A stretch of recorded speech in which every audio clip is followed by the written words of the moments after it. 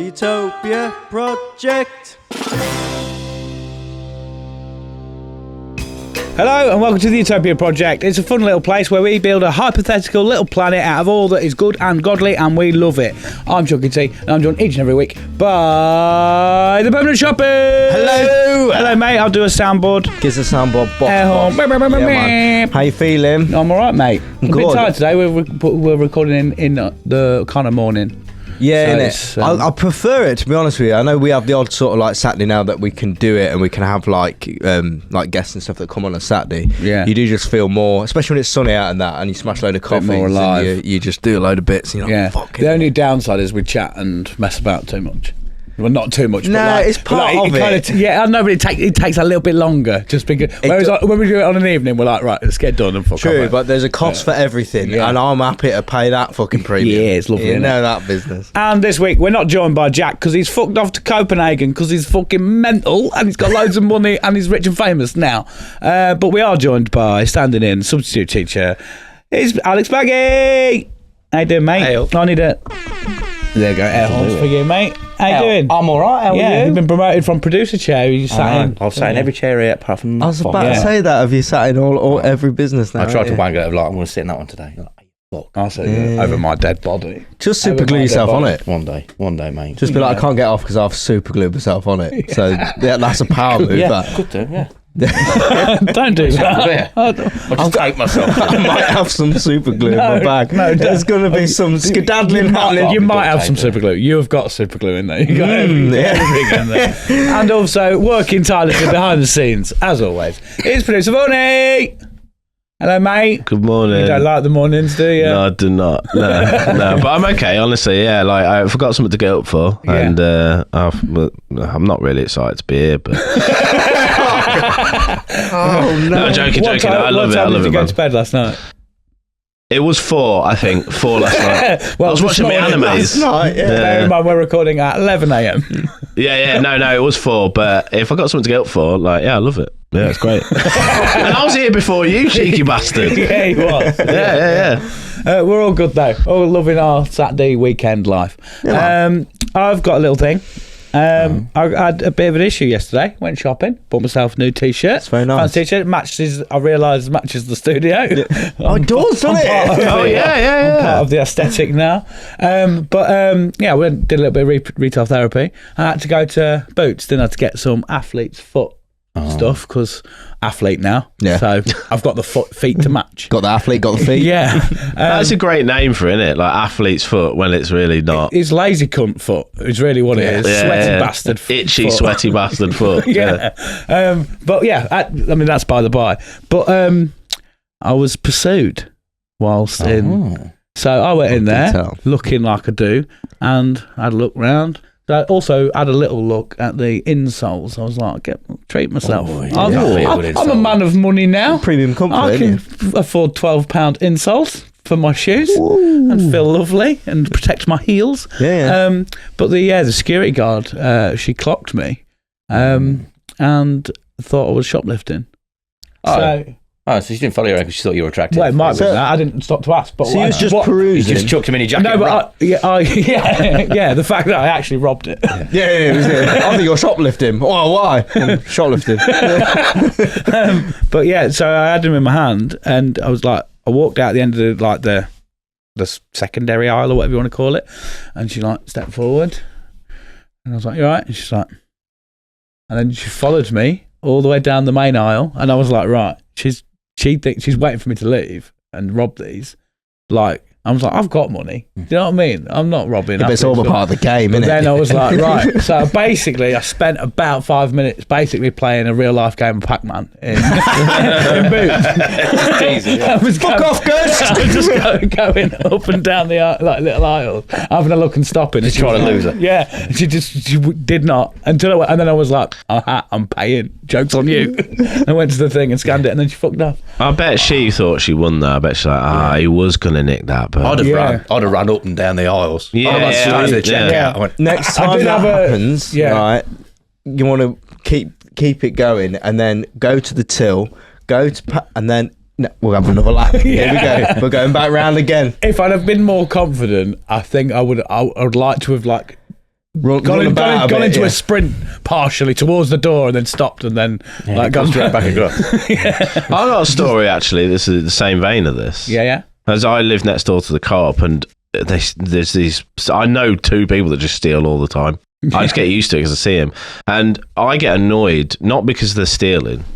So whatever, steal from, like, if you got no money, and I don't really, especially if it's a big corporation.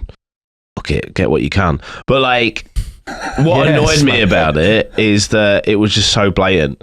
So I'm coming in the entrance, and this woman was waiting to come out, and she just like bolted out, and she had these 2 like bits of meat in her hand. Clearly just robbed it, and I thought to myself, if you're gonna do it, like, just be real sly. Like, learn some sleight of hand or something. But she was like full view, just 2 in hand. Some of them don't give a fuck. They don't care, man. There's an art, and I'll be honest, hidden in plain sight is a massive thing of like. It's hidden in plain sight, and then there's like clearly. You've got to have the confidence. You don't just bolt through a door. No, there's something fishy there. Honestly, I think it should be like an Olympic sport, and it's the more sort of bravado, like. There'd be no fucking torch left for it. Some cunt to nick it. Well, exactly, but then that's, you don't know. It's exciting, isn't it? Like, I mean, this is hypothetical. Obviously, allegedly. Allegedly. I fucking love and hate that word all at the same time. It's like, build fucking man up and say you've fucking done it proper, and I'm like, no, allegedly. No, not allegedly. You're famously saying no, allegedly. I have. Yeah, you've done that on our podcast before. Yeah. That was jizzing. It was, mate. Yeah. But I can't remember why I was saying that. I'm doing this a lot at the moment. I'll start somewhere and then tangent off, and then I'll just like had memory loss of what we were talking about. But what you say about being brazen with it, my old man, it was the co-op, one of the co-ops in Boston, and he went in there and there was someone shoplifting, but rather than, like I say, being sly, he just had a big fucking bag for life. He was at the meat thing and he's just putting them all in the bag.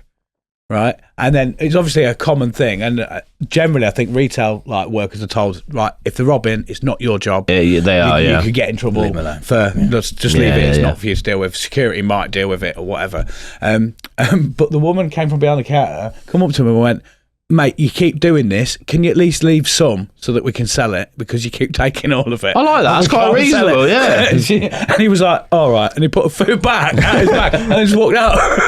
I wanted to honestly like follow her and say, I'm not chasing her, but just a little, just tone it down, just like a notch. Yeah. Because you've got an handful and you just you're basically legging it. Yeah. And everybody's seen you. Yeah. But they don't. Yeah, it's like, I don't know. Did they just get to a point? Regardless. Yeah. If I worked at... Work on your craft, yeah. If I worked at... Put a bit of effort into it. Here you go. Here's a DVD of Now You See Me. And Now You See Me Too. Do you remember Now You See Me, that scene where they're passing the car? Yeah. Oh, what a scene, man. That's a sick film. I'm going to watch that again. That's real, that. That can be done. Yeah. What have you been up to, Baggy? I don't know now. Have you been shoplifting again? Shoplifting? No, I've given that up. You ever shoplift, Baggy? Allegedly. I'm too scared. You're such a naughty boy. I'm so fucking thug that I ain't got it in me. I like it. I think it's a bit I've of a... heard, like, it feels amazing. Someone's told me that. Allegedly. To be fair, actually... Have you remembered what he was going to say now? No, but I thought something else to say. Okay, mate. Yeah. Wait, don't interrupt him. Just quickly on it, like, I know a fella, dodgy bloke, right, real dodgy bloke, but he would say, right, I'll do you a full shop, right, 30 quid, but I'm talking, I'll do you a full shop. And he's trolley and all. He is a dodgy bloke, but I've heard what he would do. All right, Is this you, Sharp? This isn't Sharp. No, this actually isn't me. Because this man had approached Sharpie and was like, "You're on my turf." Get out. Well, I want to hear this. That was a joke. That was a light-hearted diet joke. That was, you know. But no, this fella, right? He would say, "Oh, 30 quid, and I'll get you whatever you want, full shop." Full shop. So what he would do, right? And this is fucking clever. Like he would go get the trolley full of stuff. He would go up to the scratch card bit. Yeah. He would buy a scratch card, stand next to the security guard, and go, "Oh man, I've not won on this again, man. I can't win on these scratch cards." It's, you know, be like, better luck next time, mate. He'd go, "All right, mate. See you later." Strike a relationship up. Walk out. Yeah. Change the direction of what the intentions are. Yeah, they're not looking at the trolley of stuff. Sleight of hand, innit? Yeah. Look at the left hand. Look at the left hand. Don't look at It's what's in the costing like trolley. £2 for a scratch card. And he took the trolley. Yeah. Like scrap metal that as Yeah. well, isn't it? Like it's mental. I was just like, 2 that's... trolleys are the same value as a scratch card, which is mental. Yeah, you need what? £1 a go, aren't they? Oh, they are, aren't they? And it's quick Trolleys to rob cheap. one, Yeah. isn't it? How much? I wonder how much it costs to make a trolley. It's more than £1. It's got Oh, yeah, isn't it? Like that's the deposit you pay. It's not a business there. Take it to scrap man. I've paid £1 for this trolley. I'll give you 20 I quid. think because Nah, Jack, you won't get Jack 20 tried quid to for do it. it. I don't think they accepted. Did it. Yeah, Oh, they don't because we accept- robbed that one to make a barbecue, didn't we? Roller steaks, we made yeah. roller steaks. Did you Yeah, I part remember roller roller steaks? steaks. Yeah. It was a steel barrel, basically welded to the top of a trolley, shopping trolley. Well, And well we- though, didn't it? Yeah, we could go anywhere and just cook anyone's dinner. Even without their permission. Yeah, there's a picture of it of like full on flame on fire. I'm just stood there like burgers. I could imagine a National Health Organisation coming to you boys, won't you? Lads, it's a trolley. Like we need some kind of What did moderation. you say earlier? You can do anything you want. That's true. That is true. Legit. Anything you set your mind to, Dave, you can do it. That is true. Yeah. We got a sponsor, boys. Allegedly. Allegedly. Yeah, so I've got the sponsor. I've got some bits for it actually. Wrote down. You got for this. written stuff. Yeah. Jesus, do you want the teleprompter? No, that's why I got this. Okay, mate. No, Yeah. Would defeat the object, you silly goose, wouldn't it? I have a teleprompter. We can. Why do you have a teleprompter? Anyway, carry on. I He's don't a want gadget to. man. Yeah. He's a gadget man. Baggy, what's the sponsor? Okay, this week's episode of the Utopia Project podcast is sponsored by Sausage Templates. So, the Utopia Project this week is sponsored by Sausage Templates. And I know all you crazy cats and kittens out there are going to wonder what that is. So, I've got a little bit for you.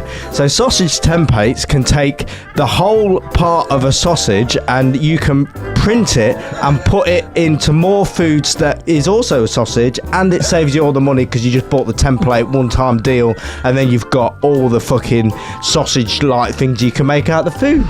Loads of it. So basically, if you eat loads of sausages and you like eating sausages, no explicit content there. I'm talking about a good old banger from Bangers and Mash. Do you remember that, fella? Yeah. Well, what you can do with that now is if you like the sausages but you want to fill the sausage, because I didn't realise that a sausage is actually just packed in loads of like different things of whatever you want. I thought it had to be like that is a sausage, when actually you can make anything out of sausages and what you want. You could put beans in it, or you could put like Haribo Tang Fast sticks in it, and then just put it into the sausage. So the sausage template, you buy a one-time deal and make anything you want out of the sausage.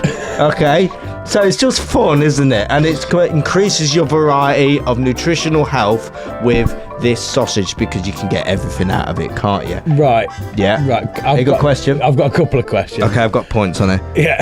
Yeah. Points. Have you seen it? Have you seen what's on the I don't know card? what's going to happen, Dave. No. That's why I took a picture. I've seen what's on the card.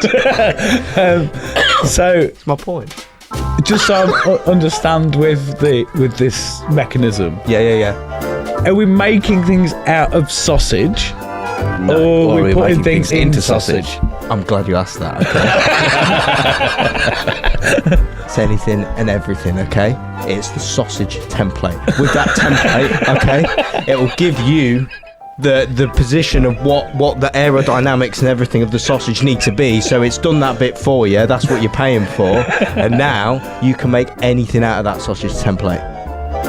Right, that's where I've been confused, because you just said I can make anything out of that sausage. Yeah, What that you was- mean is anything out of that sausage That was template. Yeah. Right, Sub okay. point I'll- B I'll- right I'll- there. We are making things into sausages. Yeah. Yeah, It's a and I didn't sausage. realise a sausage can be anything. It can be absolutely anything. You can make You're it. really excited about this. Yeah. You Can it be process Lego? that. Huh? Can it be Lego? If you want to, like, it's got the template for it, so you can put whatever you want inside that Like a mechanism. toasty maker, but for sausages. Yeah, kind of, man. Yeah. How do we seal that sausage? Well, I've got the template diagram here, so this is the template. So It's a big one. it's Good For anyone sausage. audio It's in listening, relation to our either sort of size. for anybody, for anybody audio listening, what is on the card is an outline of a sausage. It is. It's a nice one, that as well, isn't it? Like you You've get done well one there. good one. So you basically, it's great because you pay a small amount of money, you get that. You now know exactly the aerodynamics of what you want to go in the sausage. They're lobbing sausages, aren't they? Yeah, well, don't ruin them. Don't ruin them. They're You do what lobbing you want, sausages. 2 lobs for you, 1 for me, innit? Like you can just have sort of like I whatever do you like the want. idea of a bean sausage. It kind of brings a whole different I had dynamic to beans the in my and head. I sausages. didn't like it, but I thought you can do it if you're mad enough. Right, and you can put it all into that. So what you can do is if you go to www.sausagetemplate, look how happy I am with that. Look at that. It's fantastic. It's like a clown's smile, but it's not. It's a sausage. Don't be ridiculous. Anyway, www.sausagetemplate/makemysausage.com. Can you give me an example of what I could put in a sausage? Yeah. Haribo's. Ooh. You can blend up an orange as well. You can actually put whatever you want. If you're an artsy man, you're an artsy man, ain't you? Blend up that coffee cup, blend up that iMac, put it all in, display it. It'll be there forever in this form. You see that, Dave? That's, Yes. got to look close with your eyes. Yeah, I can see it. Like the cinema thing. There you go. What sort of funding and research did you get for this project? Because, what intrigues me, was there a sausage template or like prototypes before you ended up on... Oh, you're asking questions you don't want to know the answers to, unfortunately. You don't need to know how it's made, because there's templates for the templates, there's subsections, and there's like that, surprisingly enough, to get that on a card, man, it takes more than you think. You're talking, it's big sausage you're talking about now. I don't think a lot. Well, you're not a businessman. Anyway, so like... Basically, don't worry about how that's made. That's for us and the scientists to understand how that's made. What I just want you to do is enjoy some sausages. Yeah. And you can enjoy a variety of sausages with whatever you want using this absolute staple of a template. Look how photogenic that fucking shape is for a sausage, man. Put anything you want in there. I've got a question. Yeah, I was about to say, bagging up. Question on, man. Yeah. Are there varieties of template? Would there be like a... Does it look like there is? There's one. Oh, you've only got one. At the minute, there's just one. It's not sausage variety there's no template. market for it. There Okay. might be a gap in the market. We can get you on board with that. Maybe we can have a look at it. But for the time being, mate, all Just you that need one is sausage. that. All you need is that sausage template. That was. We're working on the ringtone for that. The ringtone. But that's fine. But you can get your discount off. I'd say your first one, but once you've got one, you don't need any more, do you? So it's actually it was going to be really cheap for you to buy, and then you can mass produce it. But I've realised that once you've bought it, it's done. Sharpie, Because that's what you need it. can I request that, when we have our guest on, can we just put forward this idea to see if he likes it? Yeah, man. Like it's fine. We'll do Dragon's Den with him. Yeah, you can't not like it, man. It's smiling at you. No, he's right. What do you think, like investment-wise? What do you want from Chris later? What percentage and what What percentage of the investment? business Right. Okay. can he get for what money? What are you So right. valuing the business at the minute? What's the Yeah, Dragon's Den. The business is currently valued at £8.5. So if he wanted to give us like £4 or something to sort of bump that up so we can get to £12.50, then I feel like I could make a few of them. How much of the business would you give Give him? away. £4. That sounds like 30%, that's half. I would be willing to give him the whole thing. For £4, you can have the I'll be entire honest, business. that's the whole thing. It's worth If he it. wants to take that with him, it's fine. I can make another one. So you're gonna just sell him the product, Which is a piece of paper. What do these retail at? Yeah. What's the RRP on these? RRP R5 7.3 is so we're trying to sell them at the moment. We're just trying to give them away, to be honest. Just as like a nice sort of gesture. But if you want to donate like 7-8 grand, then that would be nice, wouldn't it? £8 business. Yeah, man. Like if you want to They'll do give you that, for £4. yeah. And I can guarantee at the end of the day, your face will be smiling in a sausage form in red Sharpie. Thank you very much, mate. Yeah, or you get a discount code. I'm not telling you what it is. Discount on Fucking figure it out. Use your head. Anyway, there you go. Right. Thanks, mate. That's it. Sausage template. Get one now. Yeah. No more notes. No more notes on that. But I have done something today. Have you? I was going to ask Baggy if he's got any pet peeves and No, let's hear this. No, you go first. No, fine. let's hear this. It's all right. You want to You've hear done it? something today. It wasn't today. I lied about today. It was I was earlier in gonna the say. week. I feel bad now. I've lied about it. You go first now. That's fine. I'll come back round. Baggy, you've got a pet peeve, haven't you? A big one. peeve, You yeah. said that you was unsure about bringing this up. Yeah. And I said nothing. I tried to I don't know much about it, but I said, I've got to bring it up. If you're worried about bringing it up, that makes it good. Yeah. Okay. That sounds Like tasty. there's no music now. It's No. got really No, that goes off serious. now as Yeah. well. It's just about like people making you feel bad about yourself, making you feel like you're not good enough. Why was you worried about that being a bad thing? Gets worse. Oh, okay. I'm just going to shut up. So and you when tell I me. grew up, I went to pubs, beavers, Yeah, man. not scouts because that was too gay. Yeah. And I had a scout leader who lived local to us. We lived in a pub, and mum and dad couldn't take me, so we'd be like, I'll take him up, my local. So he'd take me. We'd go. We'd do all the events, all the knot tying and all that, and take me swimming.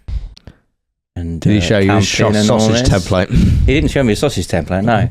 But a few years later, it turned out that he was a paedophile. LOL. Yeah. Shock. Cut And that he out. I never- don't know why I said that. That was like a verbal diarrhea thing. It's not funny. Just take a breath, mate. Take a Yeah. breath. 2 coffees But too like, many. the bit that got me is like, he never touched me. Ever. He never touched me. And is that my fault? Or You're ugly, mate. You're an I'm ugly just not kid. good enough? He didn't want you. Maybe I had too Sorry. many on the go at the time. Or maybe. So it's like, I've never Maybe, even looked right. at me. Swimming. We were swimming. Yeah, Same changing rooms. Never looked at me. He took you swimming, took sort of one look at you, and went, "Nah, I'm not touching that." No, to be fair, what I think it probably was, you know, in them situations where someone's attracted to someone, but they think oh, they're out of my league. They're, I'll never be able to What's do that two prayers? I can't be having that piece I mean, of also arm good candy. It'd look odd, wouldn't it? Because he's attractive and I'm a paedophile. I'll never fucking woo that like prince. Exactly. So that it's more of an insecurity thing on his part. On his behalf. I Yeah. think because you were too gorgeous. Okay, good vibe then. Yeah, you were too gorgeous. I'm too good for a paedophile to fuck. Yeah, Never touched me. Never even looked at me. he wanted And to. I was like, took me years to work out why I just wasn't good enough. Because you're too gorgeous. But I'm too gorgeous. Yeah. Okay. Take that as a Good win, scratch, man. Start again. I've got a good vibe. Yeah. Yeah. Too attractive for a paedophile. Paedophiles get scared. In my head, though, Yeah. you as like a toddler, it has the exact same head that you have now. No, I was Like, better a looking little, than this. like this little lad in a little denim cut off, just going, "Why are you fucking me now?" Big fuck off beard. He's too intimidated by your man. Okay, I get it. Yeah. Yeah. We can. What are we doing there? Are we celebrating that, or are we? I don't know now. I really don't know. You got any thoughts, Dave?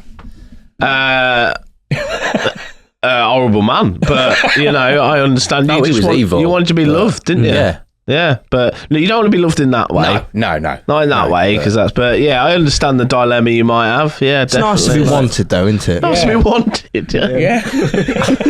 I say, the problem was, and this is a legit true story. I'm not bullshitting it. But have you haven't watched? I know you haven't watched. sister. Have you ever watched He did. Always Sunny in Philadelphia? Oh, I love that There show, was an man. episode on there about Yeah, like, yeah. one of the teachers was, and I watched it, and it was the same premise. I was like, "Fuck me, that happened to me." It generally happened to Yeah. me. But it When didn't you happen. said- when It you never said touched it- me though either.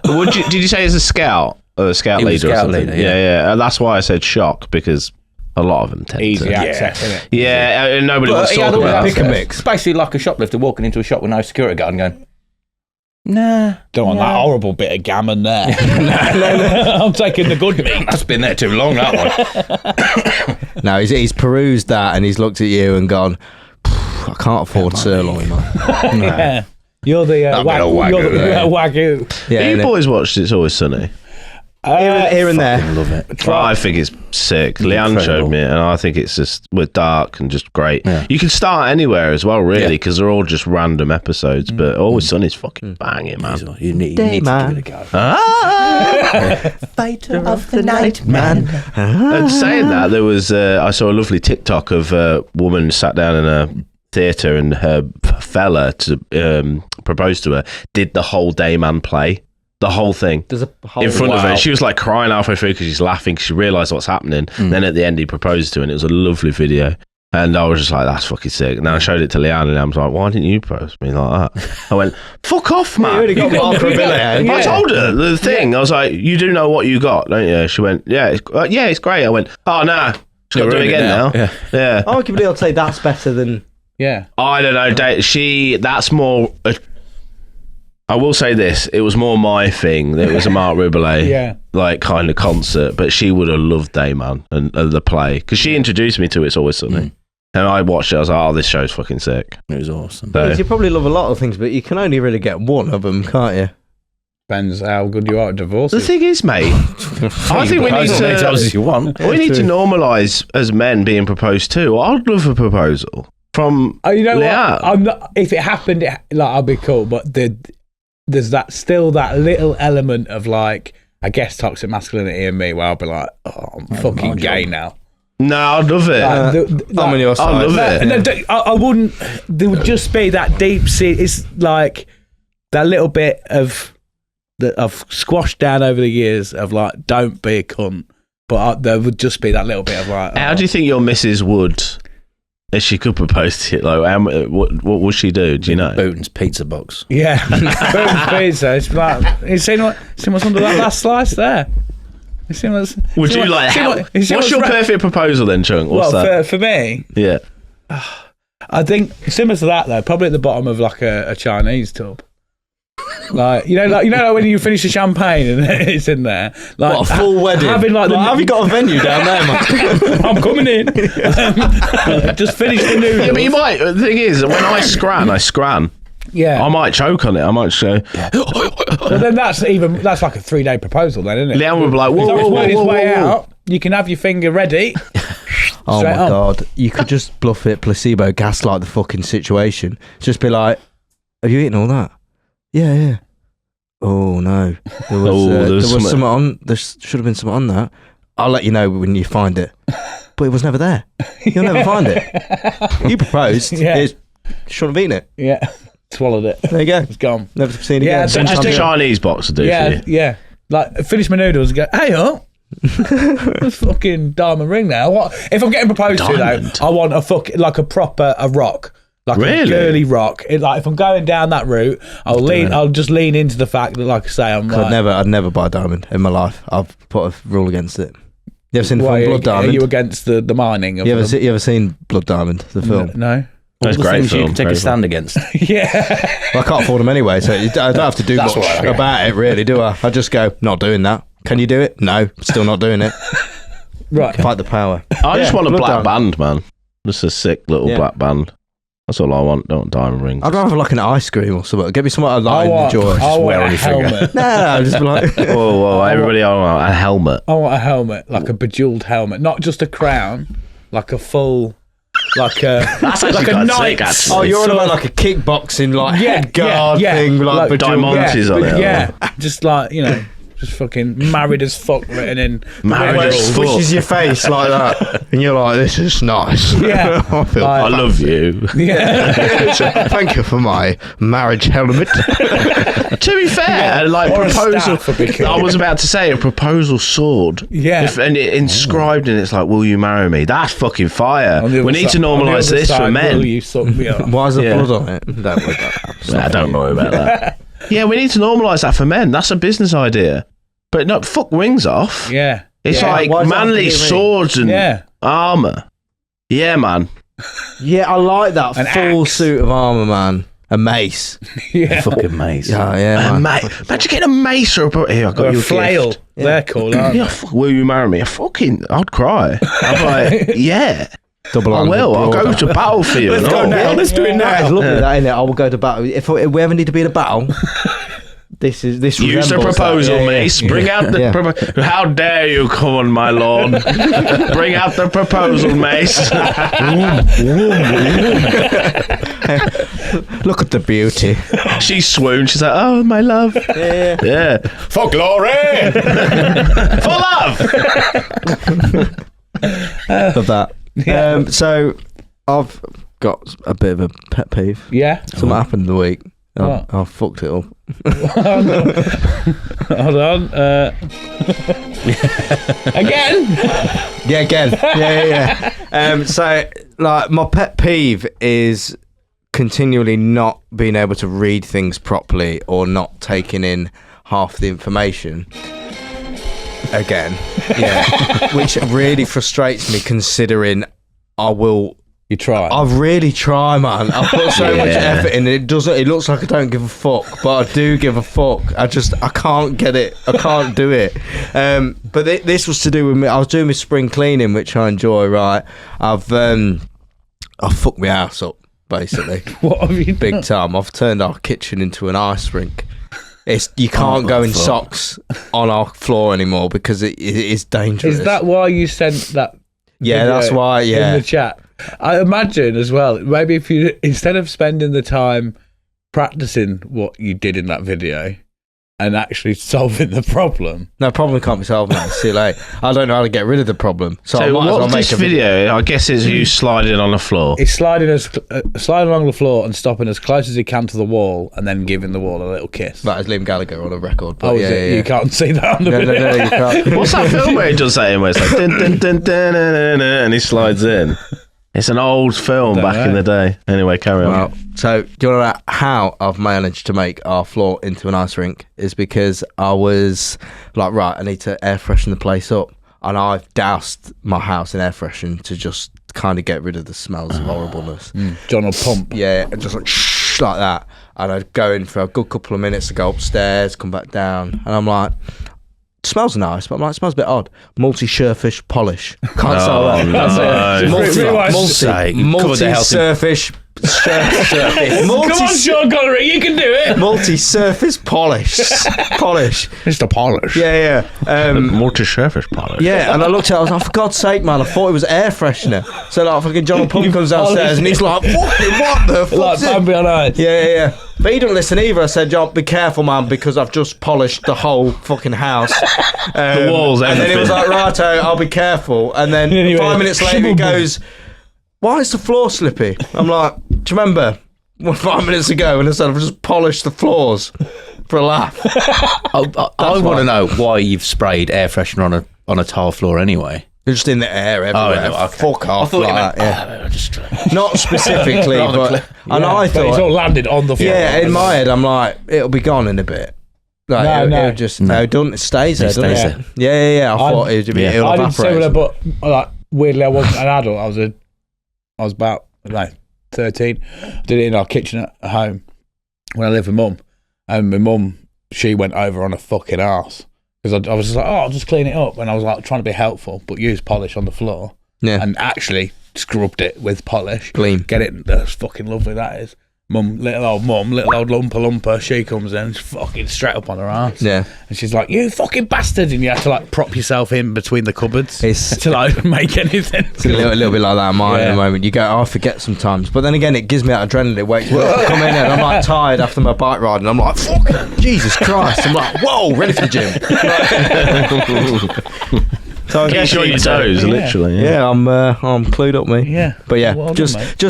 it's annoying the fuck out of me where I'll read something or I'll do something and then I'm like, oh, I haven't done it right. I've really tried to do it right. Yeah. Have you seen that meme where it's like trying to give people ADHD directions? It goes, in front of you, you'll see a piece of paper with a circle on it, and and some scissors, and the ADHD person just starts cutting. He goes, next step, do not cut the scissors. And they go, fuck!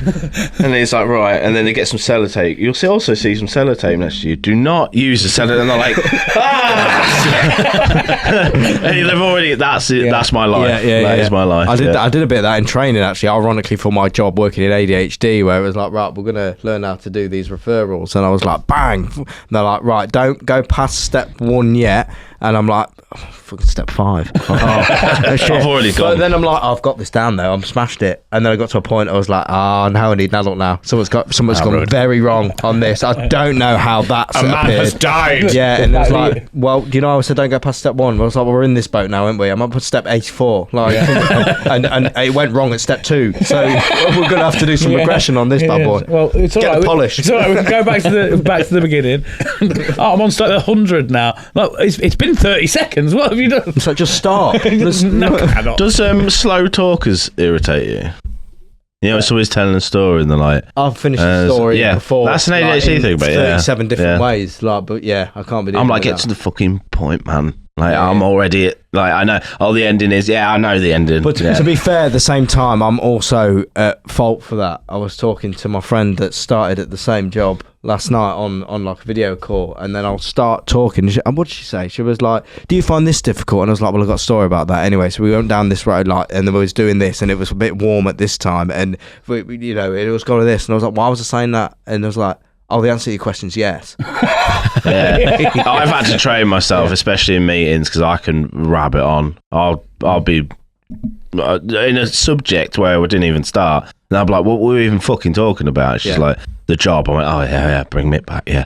You have to train. I have to bring it back to the point. It's a big common thing I'm saying at the moment is I can't remember why I was telling you that, and then just stop talking because I don't know how we started there. But yeah, do you struggle with that, Bags? I don't think so. Hang on, what struggle with what? With the well, just like which bit? Varnishing floors? Yeah, I'm going to assume. I know you quite well. I'm going to assume you don't accidentally polish your floors. Never have I accidentally ever polished my floor. It can happen though, man. I mean, it could to people like you, but it can happen to anyone. It was a very similar looking bottle.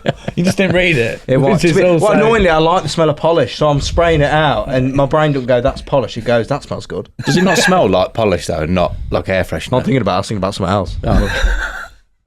He was thinking, I could slide all over this floor soon. I was like, fucking kiss the wall. Air freshener. Either I'm fucking super fly for a white guy, or like this ain't air freshener, mate. Fucking gliding about. Yeah.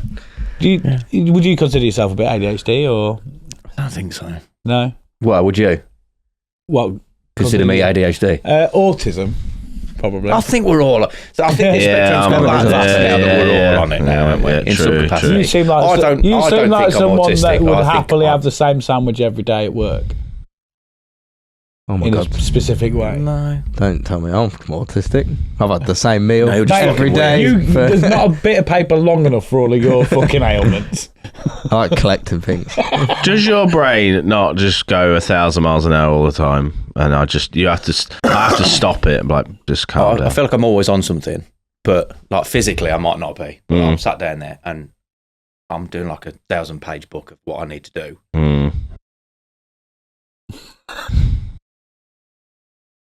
And that's about me. Not a Kindle in your head. I'm on it constantly, but my body doesn't really let that go. Yeah. No, I wouldn't Good say. at controlling it. I'm not autistic. I'm just not tolerant of people. Yeah, there is that. Yeah, I think that's me. Right, should we have a little break and then we'll get our guest on? Yeah, man. Have we got anything else? Was there anything else on the list? You probably didn't read it anyway. No, just remember to buy your sausage template. See you in a minute. Utopia Project. Now then, everybody, hope you're enjoying this week's show. We just wanted to take a little bit of a moment to ask you to do us a massive favour. We've noticed on the stats that there's plenty of people watching this show and listening, and you all seem to love it. But one thing you haven't done, if you can take the time just to smash that bloody subscribe button on our YouTube. We're on the road to 1,000 subscribers now, so we're really pushing it, and we would love for people to just press that button, help us out. It's free, it costs you absolutely nothing. It'd be really great if you could support the show that way. Another way to do it, if you're a listener or on Spotify, then press the follow button and help us pump them numbers up as well and give us a little review and stuff. It's absolutely amazing that you all watch this show as free best mates that just wanted to have a bit of a chat and all that. The fact that people tune in every week is absolutely phenomenal, and we couldn't be more grateful. But if you could help us just push those numbers, sends it to more and more people around the world, and it's absolutely phenomenal. Anyway, enough of me rattling on. Enjoy the rest of the show. Belter! Utopia Project. Welcome back to Lincolnshire's biggest podcast that's only growing by the bloody second. If you want a bit more of us, check us out on our Patreon. You can sign up for as little as £1 and you get 48-hour early access to all of our live stuff, all of our public stuff even, and you also get monthly specials and loads of exclusive content. It's lovely over there, shop, isn't it? It's absolutely delightful, isn't it? Yeah. Are you a member? Have you signed I am up? a member. I'm actually a member 3 times. Oh, yeah? Yeah, I signed up Top for tier, £30 a month. Yeah, £30 a month because I'm not a little bitch, right? And you know what? That £30 a month, man. I just like I've got my life is fulfilled, to be honest with it. And it wasn't before that. I thought I was gonna die, and I'm not now because of our Patreon. All right, it's got special qualities, man. You need to get on that now. Yeah. Are you signed up yet, Baggy? I'm a fuck. Nah, you fucking don't give a shit. Don't give a shit. Well, I've seen enough of you. I don't pay to watch more of you. We're going to get it prescribed for you. All right, get it on the NHS You now. go 4 times then. Get on the UV drip. Yeah. Okay, I'll let you pay. That's all right. Yeah. You're good, didn't you? Yeah, I know. I Nice love you. boy. I love you, Baggy. Not enough to give you my money, though.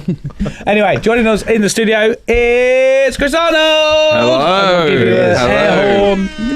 How you doing, mate? All good? Very, very, very good. Lincolnshire's biggest podcast. Yeah. There's no stats to back that up. We just say that. I was going to say. Cut that out. No one's challenging you on that title? No, there's no. The thing enough. is, we can be the biggest podcast because there is no other podcast.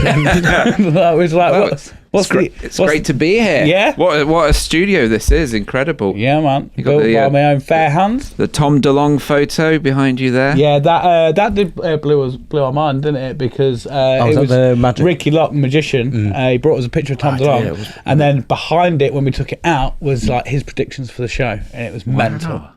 And yeah, Spooky. yeah, he's fucking wizard, magic wizard Tom. as fuck. Touring Beatles Dub Club. I am indeed, yeah. So that's why I'm here in the beautiful city of Lincoln. Yeah. Was playing at the Drill last night. Yeah, in fact, it's been a busy year for Lincoln gigs. I've probably been DJing about 15 years or so now. 2010 to 2025, 1 gig in Lincoln. Yeah. 2025, 2 gigs so far. Because I did the Engine House earlier this year, didn't I? And then back for the Drill.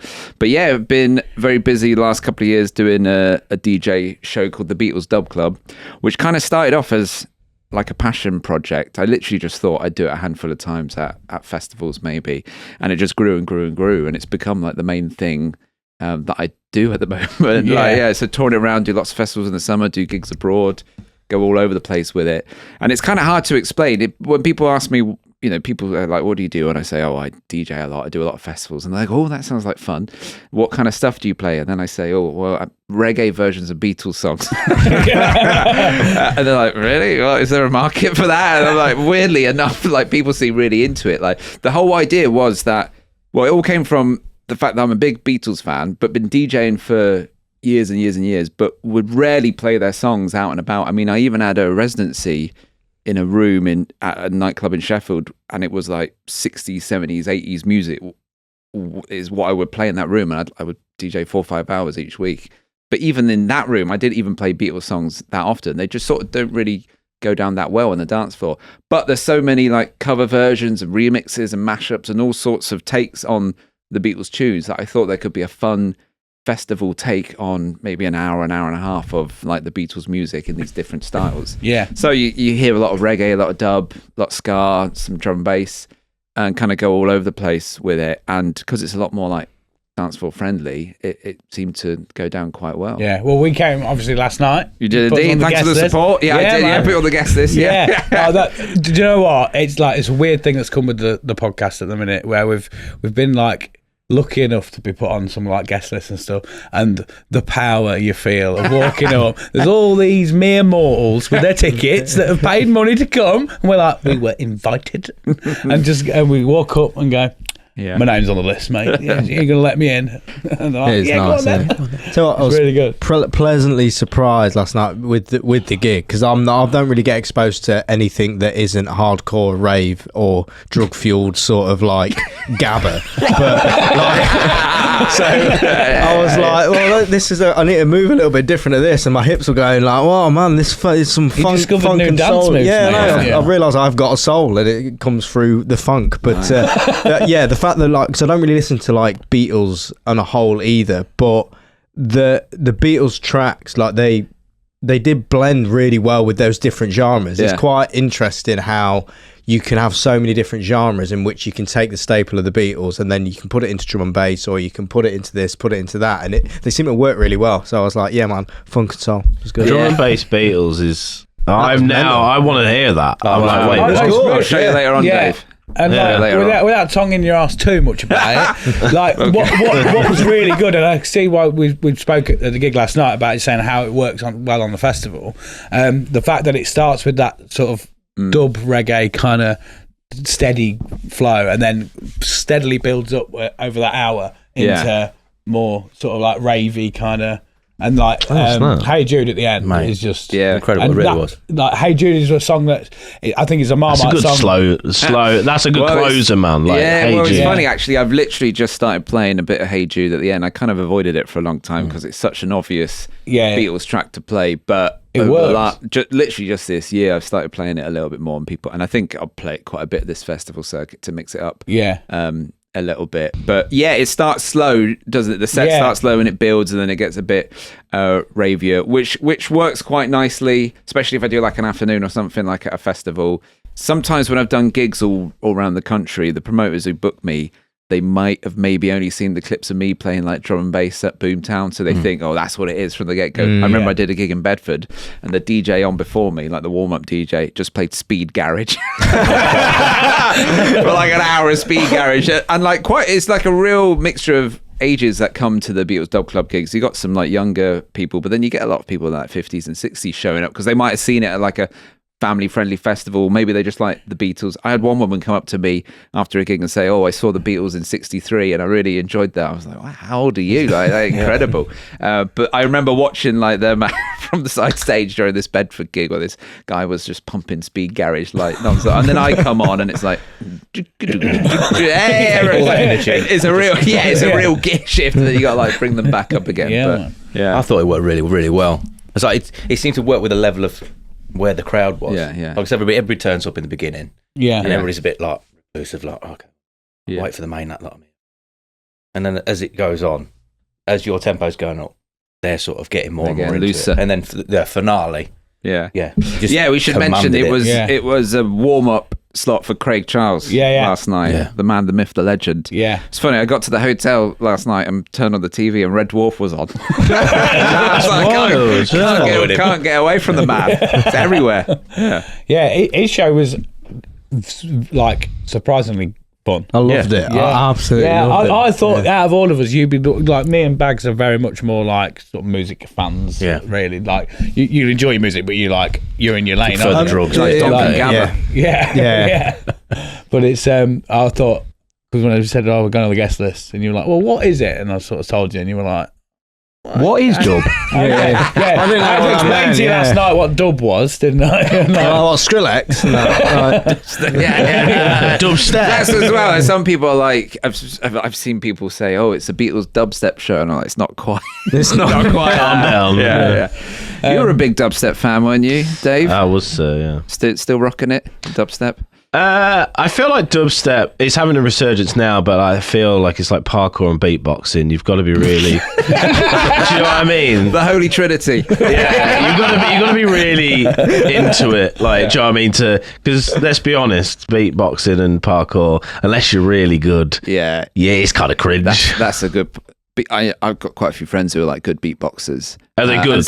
They are really, really good. But even the best beatboxers in the world, after like 5-10 minutes, sometimes you see on a festival, it's like an hour-long beatbox showcase, and you're like, oh, they have to be insane. I feel like they do all the weird tones with the mouth to like get the most out of it. But like, I feel like dubstep's a bit like that. It's having a resurgence now, but like, it's kind of a bit dead. I don't know, a bit stale because I don't know, but I still like it. It's maybe 2025, the year of the dubstep comes back. I hope so, man. Like, personally, Blink-182 are back, dubstep's back. Here we go. Anything can happen, man. I'm wearing a coloured t-shirt today as well. The world's gone fucking mad. I'm not wearing a black t-shirt for once. Right, do you want to get into the bit of world building? Yeah, let's do it. Yeah. Right, so this is kind of a free-for-all for you anyway. So it's pet peeves, good vibes, things you like, things you don't like. Yeah. We're building your perfect planet. What is that kind of looking like? Right. Okay. What do you want to start with? Pet peeves? Yeah. Let's start there. I brought a couple. So I've got like one really common one, which I think maybe has popped up, and you might have chatted about it before, and one very niche one. Right. Yeah. What do you want first? Either. Okay. Let's start with the niche one. Yeah. So this is I see a lot of other bands and other DJs putting up posters of their tours, festival tours, and tours in the winter, tours in the spring, and everything like that. And you often see this at not the upper level, but maybe like the medium level touring act. You'll see like a list of dates, and then you'll see a handful of like TBA dates, TBA, all appearing on their festival posters. And for some reason, like, because I'm a pretty chilled, relaxed guy, really, I not much really winds me up, but for some reason that really winds me up when they announce and publicly put on their poster and put a space for a to be announced gig. I'm like, guys, just wait for it to be announced. Just wait for it to be announced, and then put it on the poster, and then do a new poster. Is it a bit like they haven't got any confirmation that they're going to do that, but they're like, I'm going to do that. So we'll get it on the list. On the 19th of June, we'll be doing something. I'm going to do that. Their mentality is that, like, on the 19th of May, like, we're playing a really, really, really big venue. Like, we can't say anything, but like, it's like, it could be Wembley, it could be it's Bedford Esquires. Not saying it's a bad venue, but yeah. That's the venue where the guy played Speed Garage before me, Bedford Esquires. I'm going to do that with all my like obligations. If somebody says like, "Oh, you coming out tonight?" I'll be like, TBA. To be announced. So just leave it there. No, I'm not coming out now. Yeah. It's a thing where like the band or the act or the DJ or whatever, they want to let everyone know that they've got a lot of gigs in the diary. They just haven't fully been confirmed yet. They're going to be announced soon. They just kind of want to let people know that they're going to be gigging a lot. But as a punter or as like even a fan of the band or the act, you're just like, well, what can I do with that? I don't know where it is. It could be anywhere. I've got children. I've got to organise. Yeah. We did that when I was touring. Did you used to do it with? I did it with one date on there. Oh, did you really? We're in Milton Keynes. I feel bad when we now. were playing, I was like, I ain't got a fucking clue yet because I can't secure anything. Yeah. Just stick Milton Keynes on it. We'll go for that. So you've done it. Yeah. So you've done it. Yeah. Well, okay. And But I agree, it's bullshit. But you just to fill out the space. Yeah. Like, but at least I can't put a poster with 4 days on and call it a tour. I need that thing. It's me. My band did that when I was like 20. Yeah. It was like, it's the UK tour. We played Boston, Lincoln, Spilsby. and Spalding. It's a Lincolnshire tour, really. The thing is, right, what I realise with this, like I say, if you are a fan of the band or the DJ and you're going to pick one to go to, you can only go to one show on one day at one particular time, and it'll be the same thing as any of the other ones on that tour, I imagine. So whether there's 100 dates on that or whether there's one, you're going to get the same experience surely out of that show that you go to see. What are you saying? You're just working out whether they're coming to you or not. Yeah. Yeah, the other dates on there like are null and void, isn't it? Because you can just go. You can't go to. There's 20 dates on there. Luckily, I can go to 20 of them at the same time. Some you know what I mean? people don't. Yeah. the hardcore fans do, don't they? Yeah. Oh, they do the like what is it? Follow them about and that, like a stalker. Do you have I know a woman that any went sort of like crazy fans? Not really, no. fun? I mean, I've done like various. I mean, the Beatles double thing is the most popular thing that I'm doing at the moment, but I've done various stuff over the years, but never really reached that level where I've got Cool Beans was my first introduction to you, which is must admit like a not guilty pleasure, but like one of those sort of things. You can call it it a guilty pleasure. It's fine. But like I'll probably revisit it once a year and just go, I remember that.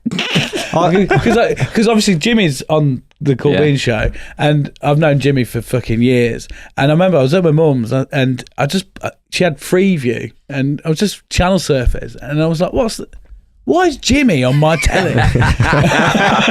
Well, it was like Grimsby TV. It was actually on TV. Grimsby, we I managed forgot to about that. get it on.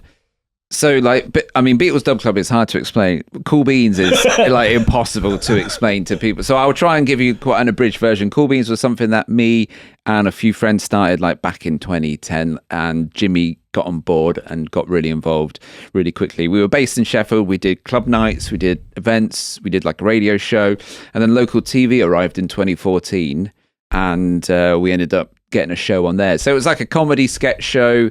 We had like musical guests as well, and even though we filmed it in Sheffield, we did it for Sheffield TV. We made it not super Sheffield orientated, so that potentially it could go on some other channels as well, which is what it ended up doing. It ended up getting picked up by about 13 other local TV channels around the country. How do you get there? How do you get from like, right, let's make somewhat fun, and then Now we're on telly. Yeah, What's the middle bit? It was pretty surreal at the time. I mean, local TV, funnily enough, it was Jeremy Hunt's idea back when he was like culture secretary. Not many people remember this, but it was his idea to bring local TV around the country.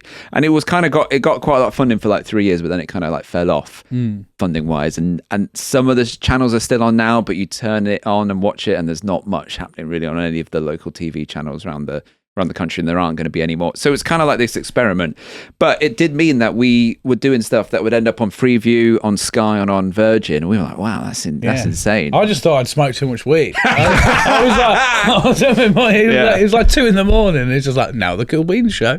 And I was like, what?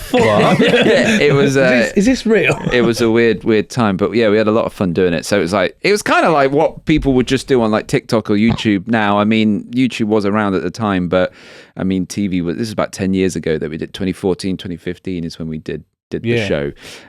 So it was just like nonsense sketches, and we got some good bands in, and we just like really, really ridiculous stuff. Yeah. And then ended up going on all these channels around the country. I get like messages from people who I hadn't spoken to in a while, and they'll be like, I'm in like a hotel in like Carlisle, and I've just turned it on, and why are you on the TV? Like, they're just so confused by the whole thing. Yeah. But, yeah. So where was that? Was it originally just going to be like a comedy show that you were doing just for like the internet, or was it? So it basically, we had started making some videos. I was in like a joke comedy band called Ham Pocket for a few years, with a guy called Dom and a guy called Andy Enchilada, not his real name, but now Andy Enchilada, he's become very big in Wales. How is Enchilada? Is he right? Andy Enchilada's doing well. He's pretty big in Wales as the Welsh Whisperer. Yeah, he tours as a sort of country folk act called the Welsh Whisperer. But we were it's great. It's great. You should. I need to know more about this. Yeah. So I assume Dom is the infamous Dom Kidson. Yeah. Off of he's been calling you out recently. On he just did a Depressio episode, which is like 2.5 hours long. I couldn't believe how long an hour of it slagging you off. I listened to the whole thing on a drive, and I think I felt like I needed some sort of therapy. He wanted to keep going as well. Yeah, he was like, we're going to keep going now. Can we do another hour? So much aggressive passion from a man named Enchilada. Oh, no, this is another guy. It's another guy. Oh, well, that's a different bloke. Yeah. Myself and Andy Enchilada have got a much better relationship than me and Dom Kidson. Good. You don't want to be pissing anyone off with the name of Enchilada. It's dangerous territory. But yeah, we were in a band called Ham Pocket. Dom named a band. I remember he came in with like a list of like 30 names or so. I can't remember much of them. One was like Wet Floor, No Sign. And in the end, great. And there was loads of others as well. But in the end, I went for Ham Pocket. Only years later, I realised it was like a euphemism. Wait, that's just clicked with me. Oh yeah, I know. Like me. Oh yeah, very rude. We did a gig once, and we came out with like wafer thin ham, and we were like, "Free ham, we're Ham Pocket, have some free ham," and we hit a vegetarian in the face. Which I think probably, in retrospect, was a hate crime.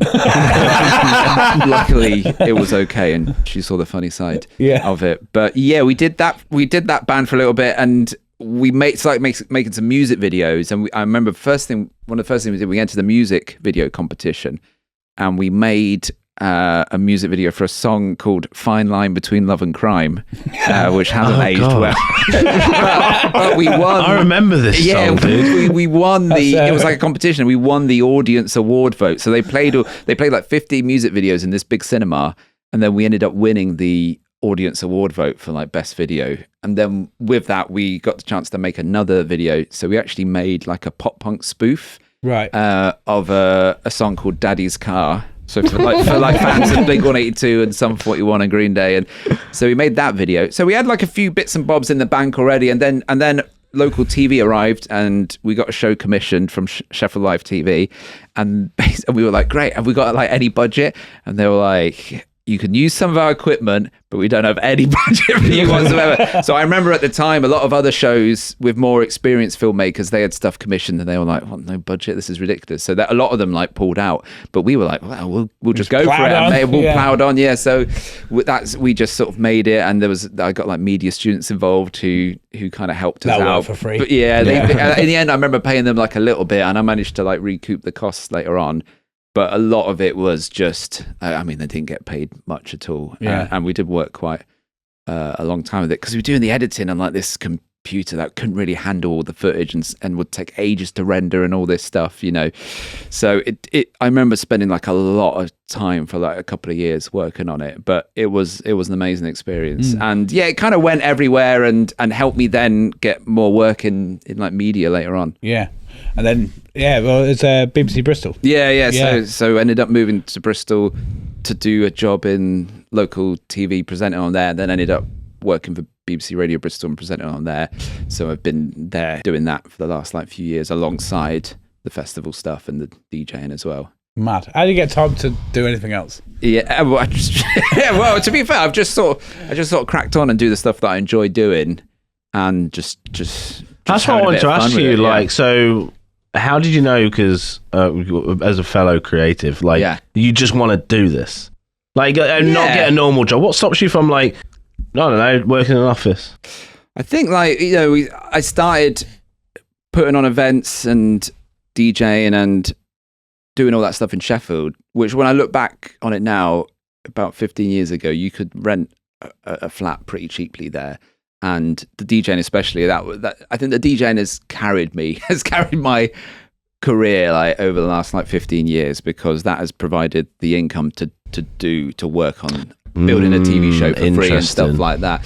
So, and then gradually I've got paid work in the media world later on down the line, but I was doing a lot of stuff for free for a long time. Amen, brother. Yeah. So I've always tried to chase the stuff that I enjoy doing, and if I'm not enjoying something, I'll try and work my way to move away from that, whether that maybe be like a DJ residency or something like that, if I'm I'm not feeling the same. I was going to ask you ever had any jobs that you don't like, where you're I don't want to be in this position? Definitely when I started DJing, just playing songs in between the bands that I would book in Sheffield, on Virtual DJ or something like that. Virtual DJ, wow. And then because the night I was running Cool Beans did quite well, I then started getting asked to, come and do my house party, or do you want to come and do my bar?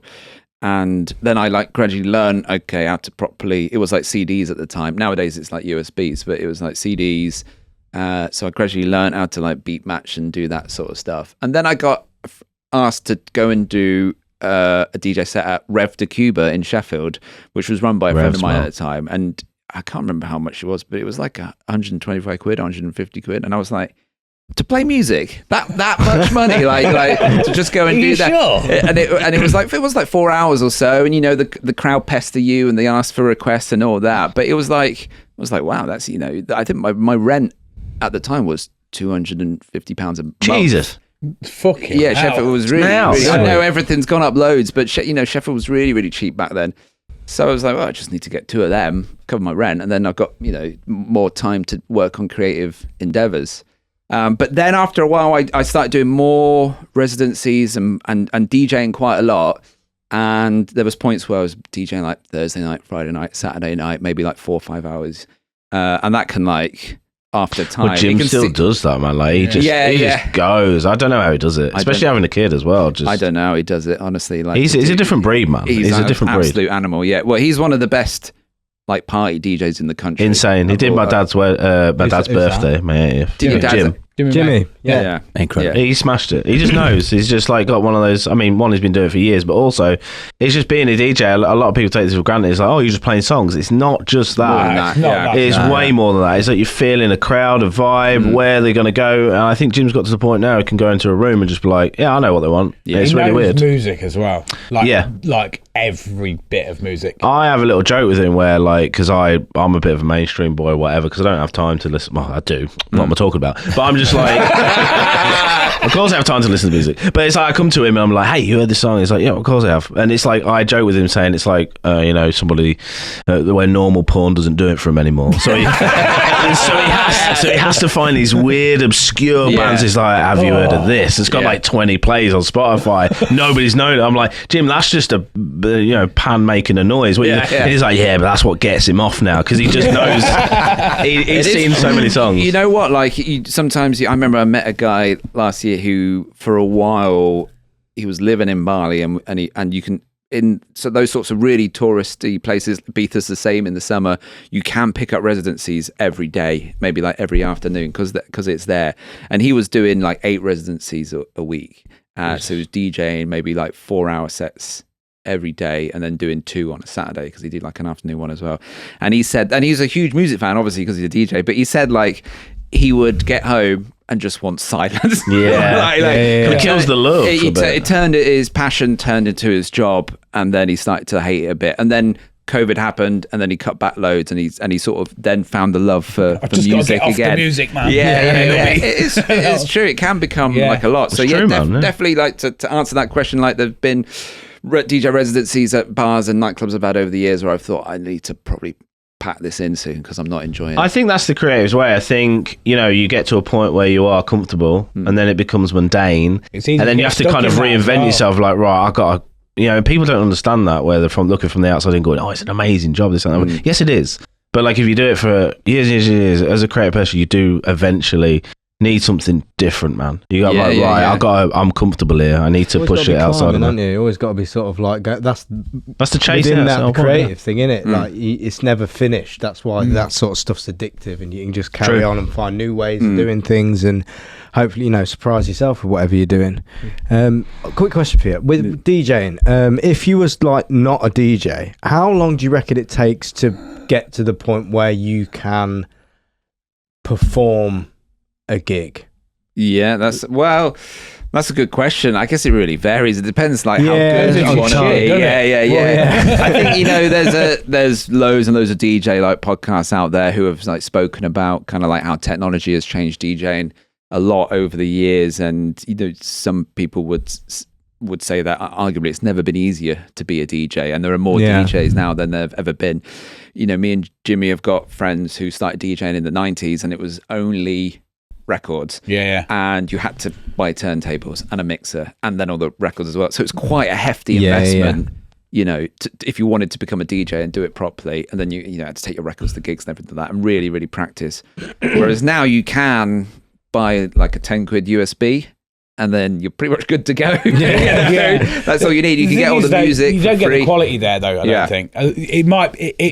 I think it's good that you get, because I've kind of like that with the tattooing and stuff as well, and just any sort of creative venture where sort of it is more accessible, which is great because people who wouldn't get that opportunity get an opportunity. But I think it raises the bar of, you still get that disparity between quality. You get people who, yes, they can buy the shit, but they're not necessarily going to be any good. It definitely, I think, like, the more rooms you do, it's the same with like stand up and being in a band. Like, the more rooms you can do, the more spaces you can do, the more you can practice and hone it, the better you become. I mean, people like me and Jimmy, referencing Jimmy quite a lot on this podcast, but we're quite multi-genre. We can play all sorts of different genres. So, and we're quite happy doing that. We like exploring that, and I think that if you're open to being multi-genre, you become a better DJ overall. It doesn't necessarily mean you're going to be a very successful and well-known one. The DJs that become super, super famous are usually single genres. You think of like doing a lot of production. Chasing Status maybe, who are big for their songs, and then they can go out and play that stuff.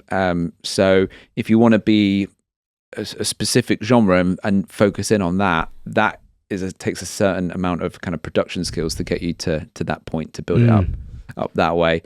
But I'd say, if you put yourself out there, and why are you thinking of becoming a DJ? I feel like years now, isn't it? I think like every episode I've kind of slipped in. By the way, I'm wanting to DJ. I feel like he's asked this question because he's booked a gig. We had a D&B DJ on last week. Oh yeah, who's actually your brother-in-law, right. And he said, "I'll come teach you," and he's like, "Yeah." See you. You say that like, I'll buy the equipment You first. 'Cause like I spent said, that is, £500 on a push bike by accident instead of your DJ equipment. yeah. Well, the money returns, doesn't it? But He has been sending me, like, because I said, send me what you like, and he's sent me a few DJ controllers, hasn't you? So I've got Yeah. one. I still got a DJ I know the one I controller. want. I want to get DDJ 800. I think Yeah, that is would a do the good job. road. Yeah. It's enough, like where there's enough to like last me for a while, and it's not massive, so I can still fit it on my desk, sort of thing. as well. Yeah. And plus, like, I have every faith that you'll do it, mate. Oh yeah, I will. just know that you with most of you kind of ramp in, and then when it finally locks in, that'll be it, and I won't see you for 3 months, and you'll be like, right, I'm playing Glastonbury next week. Yeah, Superstar DJ. Yeah, There we go. I know that's the way you do things. Playing Donk and Gabba, hopefully. Yeah, getting to go Gabba A bit Kababa. of speed garage. Yeah, why not? I would like your take on, what do you think is the easiest music to mix? Well, people will Style. probably say like house, maybe. I think drum and bass, man. I think I personally find drum and bass a bit trickier because it's quicker. Really? But, I find that you can hear it, that it gets out of sync easier with drum and bass, and you can adjust like minuscule because it is so quick. So Yeah. I found that is quite easy. I thought it was quite not disparaging any drum and and bass also, DJ right and now. same with any Whoa, house whoa, whoa. DJs listening. I mean, there's Exactly. shade. There is also levels Yeah, to this. yeah, But yeah. I mean, just as a Yeah. general beat match side of things, you can just hear when it goes out, Mm. and that's where I was like, oh, with drum and bass, you can easily jog it in. Jog it back It's in, so yeah. whereas you got with house, it's a bit like in between. There's a bigger gap to, and it takes a little bit of a while to get out of Yeah. sync. I'm talking technically here, but He's gone down a technical. that's what I do. there. I lead to show up. So Yeah. gig posters with extra dates. Hey, right, yeah. Thanks, Chuck. We're getting rid of them. I'll tell you what, though. I Yeah, do get rid of them. think, Just if it's been announced and confirmed, you can have it on your Yeah, tour poster. yeah. I think that should be fair. Yeah, Yeah. I enjoy that. What's the next one, mate? Oh, and my really broad one, which I think has really got out of control now, is people playing stuff loudly off their phones in public spaces. Oh, Has this I been have that covered pet before? peeve. You had That is that, mine. I was sure that someone would have That's one of covered mine. it before. That's one of mine. Yeah. But and it's not like an age thing. It's not like young people are doing this. It's all ages, isn't it? It's all ages. I was like in the park the other day with my wife and child, and there was like, she must have been 75. This woman came down and sat next to us on like a bench nearby, like gets her phone out. And like music on so loud. It's tinny as well. And It's it's like- really tinny. And then it's not even that she's just like got one thing on, because she's scrolling through like Facebook Reels. So you get like 10 seconds of something, then a scroll, then you get 10 seconds of something else, then another scroll, and it's just like unbearable. And you sort of think like, this isn't on. Yeah. Like, on top of being forced to listen to music you didn't want to listen to, Yeah. you don't even get to hear the whole no, song. Yeah. and it's not, sometimes That's not even always been. music. I'm like, even if nobody likes Yeah. this song, but we've put it on. Yeah. Wait till it finishes, and then we'll put something else on. I actually don't say if like a kid came by on like a BMX and he had like a boombox or a Bose speaker or whatever, Yeah. probably not a boombox anymore, but playing like tunes out of it, fine. You're creating an atmosphere. Yeah. You know, maybe not everyone would be into it, but at least you're sticking to it, and you've got a decent bit of bass on there. It's like it's not even music, sometimes it's just like videos on on Facebook Reels. You know, Just get some headphones. Yeah, Just some headphones. cheap headphones. Just this all. Don't pollute my area with it. Like, it's noise pollution. yeah. it's bad on trains, isn't it? It's bad on buses. Yeah. Don't get it. Well, we experienced something even wilder. You had a panic attack in town, and I had to get you home, didn't I? And we went on the Because someone was playing music off No, their spot. Yeah, okay. No. Different issue. Okay, We don't want to cause another panic attack. Okay. But all good. we was in the taxi on the way home, and the taxi driver, he was like Syrian or something, and he's like, he's got his phone, he's just watching TikTok. Yeah. And it's just like mad, like weird, like Middle Stimulation. Eastern dance that While he's driving? Yeah, and he's just like, and he's like scrolling, and I'm just like, not only are we like not getting the full like of like all of this music, but he's scrolling, and then it would just be some random fucking TikTok, and he's just fucking driving. I'm like, it's all right, Sean. Right, just keep breathing, mate. We'll get through it. We'll get you home. And it's and I'm just like, what the fuck is going on? Yeah, it's just, I mean, it's social media's kind of addled all our brains. Oh, but, it has. Yeah. But yeah, just like if anyone's listening to this, just don't don't have your speaker on loud. Get some headphones. No. Or just, look at the subtitles on most videos have subtitles nowadays. Yeah. So you sat there in the park, listen to this video now. Turn the fucker off. Turn it all on. Inconsiderate. You seem like a bit of a boombox kid when you was younger. I'm off. Fuck. You get the vibe of the old. No. Keep putting your lino down in the town square. Never. It baffles me. I can't think of a punishment suitable for it. That's me. Like, do you deafen them or do you just take the boombox away? Why has it got this as sinners? We can't never listen to music again. Fucking hell. You just watch them come past. Fuck off. Nobody wants to hear your music. You get him in Lincoln as well. There's this one guy, he literally carries a PA system with him. And I don't mean that lightly. I mean, it is a full-on... Like on a wheelbarrow. Yeah, like that. And everyone sees him going past and he looks so happy with himself. Like, love it. People are looking at me. What a life to live, though. Commendable for being like, I don't really care about you, sort of thing. But at the same time... He does care about him because he wants her attention. Yeah. Well, he plays it like... ridiculous. You're like, is there a festival going on in Lincoln? I'm like, oh no, it's just that ginger cunt. I live in Bristol and there's loads of characters like that in Bristol. There's one fella, he's like an older guy he has this like motorized, it's not quite a motorbike, it's like a push bike that he's amped up, and he just plays like heavy metal as he like cycles through town on his bike. And then there's another guy, really old fella, must be like in his 70s, wearing a suit and pulling like an amp behind him on wheels, two black Labradors playing like 1940s jazz really loud. Dogs. Yeah. Classical road. the classical road man.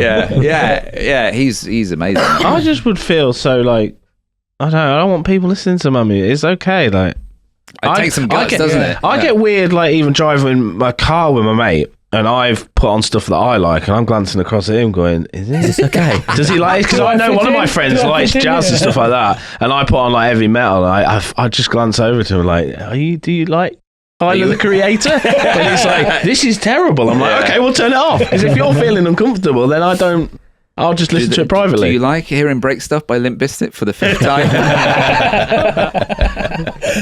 I had a similar outside the shop the other day, but it's one of those, you kind of half like, mate, pack it in, but also kind of like you say, commend him for it. He was sat out there, had a mini bus. Oblivious, aren't they? He was in the little lay-by outside, and he was in, like little kind of, not full minibus, like people carrier thing. All the windows down, just blasting Enrique Iglesias. Just sat. Was it Hero? Yeah. Like, would you dance? But he's not like, he's just sat there like, look, I'm doing this. The thing is, how would he react then if he's singing that and you just come straight up to the window and go, I can be a hero? How would they deal with it? I should have done. That's a good point. Maybe that's the combat. Maybe you go and start singing with them. And when they look at you weird, you go, oh, I'm sorry. I thought we were having a party. Look back and be like, are you Enrique? No, you're not, are you? Right, let's leave it to the professionals, shall we? Who sings this song? Maybe that's it. Maybe you just got to get involved. Yeah. And then when they look at you weird, you go, well, no. We're all together, aren't we? You obviously want to... Is that how flash mobs were created? Could be, couldn't it? They're just like, oh, you're doing this? Yeah, we're on that. That's a pet peeve for me, I think, actually. Flash mobs. Flash mobs. Fuck off. Nobody wants to see They went pretty quick, though, didn't they? Yeah, they did. Like people, in a flash. Yeah. It was about like 10, 15 years ago. They were everywhere, weren't they? Flash mobs. Imagine doing your shopping and then it's just like flash mobs. Yeah. Flash mobs and planking. It was everywhere. Fucking planking, you bastard. Yeah. And then TikTok was created. What a challenge. What a time. There was owling as well. Did you ever see that one? What? Owling. So like you kind of make the position of an owl, like squatted down, and then get in an obscure place. That was I never saw that. Never heard of that one. It was like it was a subculture. You have to be in the know. It's very niche. Yeah. Owling and Gabba tend to go together in their own little corner. Now it's gooning, isn't it? Gooning. Yeah, gooning. Gooning. What's that? Carry on. Just Google it. Gooning, mate. Yeah. No, you'll have to Google that one. I'll leave that one to you. Okay. I will do. That's another. Is that a Gen Z thing? I don't know. It's a weird trend. It's a sexual thing. I've said it now. I need to shut up. Carry on. Right. So yeah, people playing music, they can be gone. Anything else on the list on the pet peeves? That's enough pet peeves. Yeah. Not too many things wind me up. But yeah, those two in particular. You seem like a chill guy. I'm pretty chilled. Yeah. Had to dig deep for the pet peeves. Yeah. What about good vibes then, mate? So good vibes. Again, I got quite a broad one and quite a niche one. Yeah. I'll go broad. So festivals in general. I'm just big festival fan, as we've already chatted about. You've discussed, like, just would make sure that they ever implement. What's your favourite festival? What's my favourite festival? Nowadays, probably Green Man Festival in Wales in the Brecon Beacons. Oh, nice. Is a very good one. But, I mean, Glastonbury is like in a world of its own, a league of its own. Did Green Man used to be Big Chill? No, that was something else. Okay. Big Chill was... I went to that. That was like... It was like Boomtown Light, essentially. I remember that. It was fucking great, and then it just disappeared. Didn't Big Chill... I heard that they booked Kanye, and then he kind of like... bankrupted them. Yeah, I think that was part of it. Kanye did the final. Kanye, no. Kanye wouldn't do that. As in, like, he charged him that much. I don't think they did one. I could be wrong here, but I don't think they did one after Kanye did it. Why would he do that? He's such a cool, chill guy. He is so cool and How chill. pissed off would you be now looking back at it and what he's up to? Yeah. Like, that's the guy that took our careers and festival down. You know, God. So. Maybe they dodged a bullet, actually. Maybe they think, like, well, glad we didn't. Come on. No, they did have him on. They did have him on. Oh, they did? And They did have him on, cost to it. Yeah. I mean, Kanye, he was, you know, he did Glastonbury, he did all sorts of stuff, didn't he? Great artist, man, but fucking hell, the rise and fall. I've always enjoyed his music, but like, He's a genius. It's in that category now of like, do we let people know we listen to it? Or It's starting to get that way, right? Because you get to a point where it's like, oh, you're creative, and then you're like artsy, and then you start going a bit funny. Like, there's a levels to it. No, in there, I think with Kanye, all he's really need is a manager that he would just fucking listen to. He needs a proper PR team. He's really good at music. He's not good at PR. From what I can see, stop doing that. Take away his account. There's nothing that can help him. I think this PR team are like, please stop. And he goes, no, I'll do what I want. Yeah, exactly. I'm not a professional diagnoser, but I have to say that. Yeah. That's not in your LinkedIn. But I feel like he's got some sort of god complex where he can't have anybody like managing above him because he's like, I'm the best. I think what album is it? Is it the Yeezy album? Where the first line is, I am a god. No, there you go. I think he literally tweeted the other day, I am Jesus. I think he tweeted that the other day, I am Jesus. Yeah. Well, I don't think you are, Kanye. Yeah. You're an knobhead. You're a knobhead. Yeah. You're an knobhead. But yeah, back to the festival. Sorry. Yeah, we go. Took that well. Yeah. The Green Man, best one. Green Man's really good for now as a man in his mid-30s. Green Man is a really good one. But yeah, used to be a bit, I still am a big fan of Boomtown Fair, but when I was younger, I thought that was just incredible how they meshed lots of different genres and kind of subcultures together. I thought that was great. I did an amazing one last year in New Zealand called Splore Festival, which was my Splore Festival, was just incredible and just an amazing experience. Like this festival kind of on the northern island of New Zealand on basically the main stage was like on a beach. Oh wow. Just like the nicest crowd. Yeah, it was incredible. Like the nicest crowd and just really, really good atmosphere. Have you ever done any of the you see them cruise ship ones? Yeah. Tomorrowland on a boat. I can't remember the name. You're really like down for obscure raves. Yeah.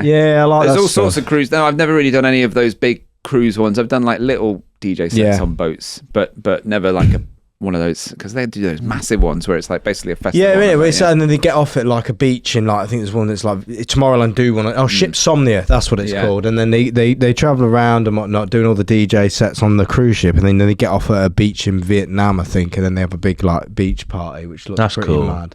But yeah, like obscure stuff. Because I've been big on that. You had a Dom Whiting.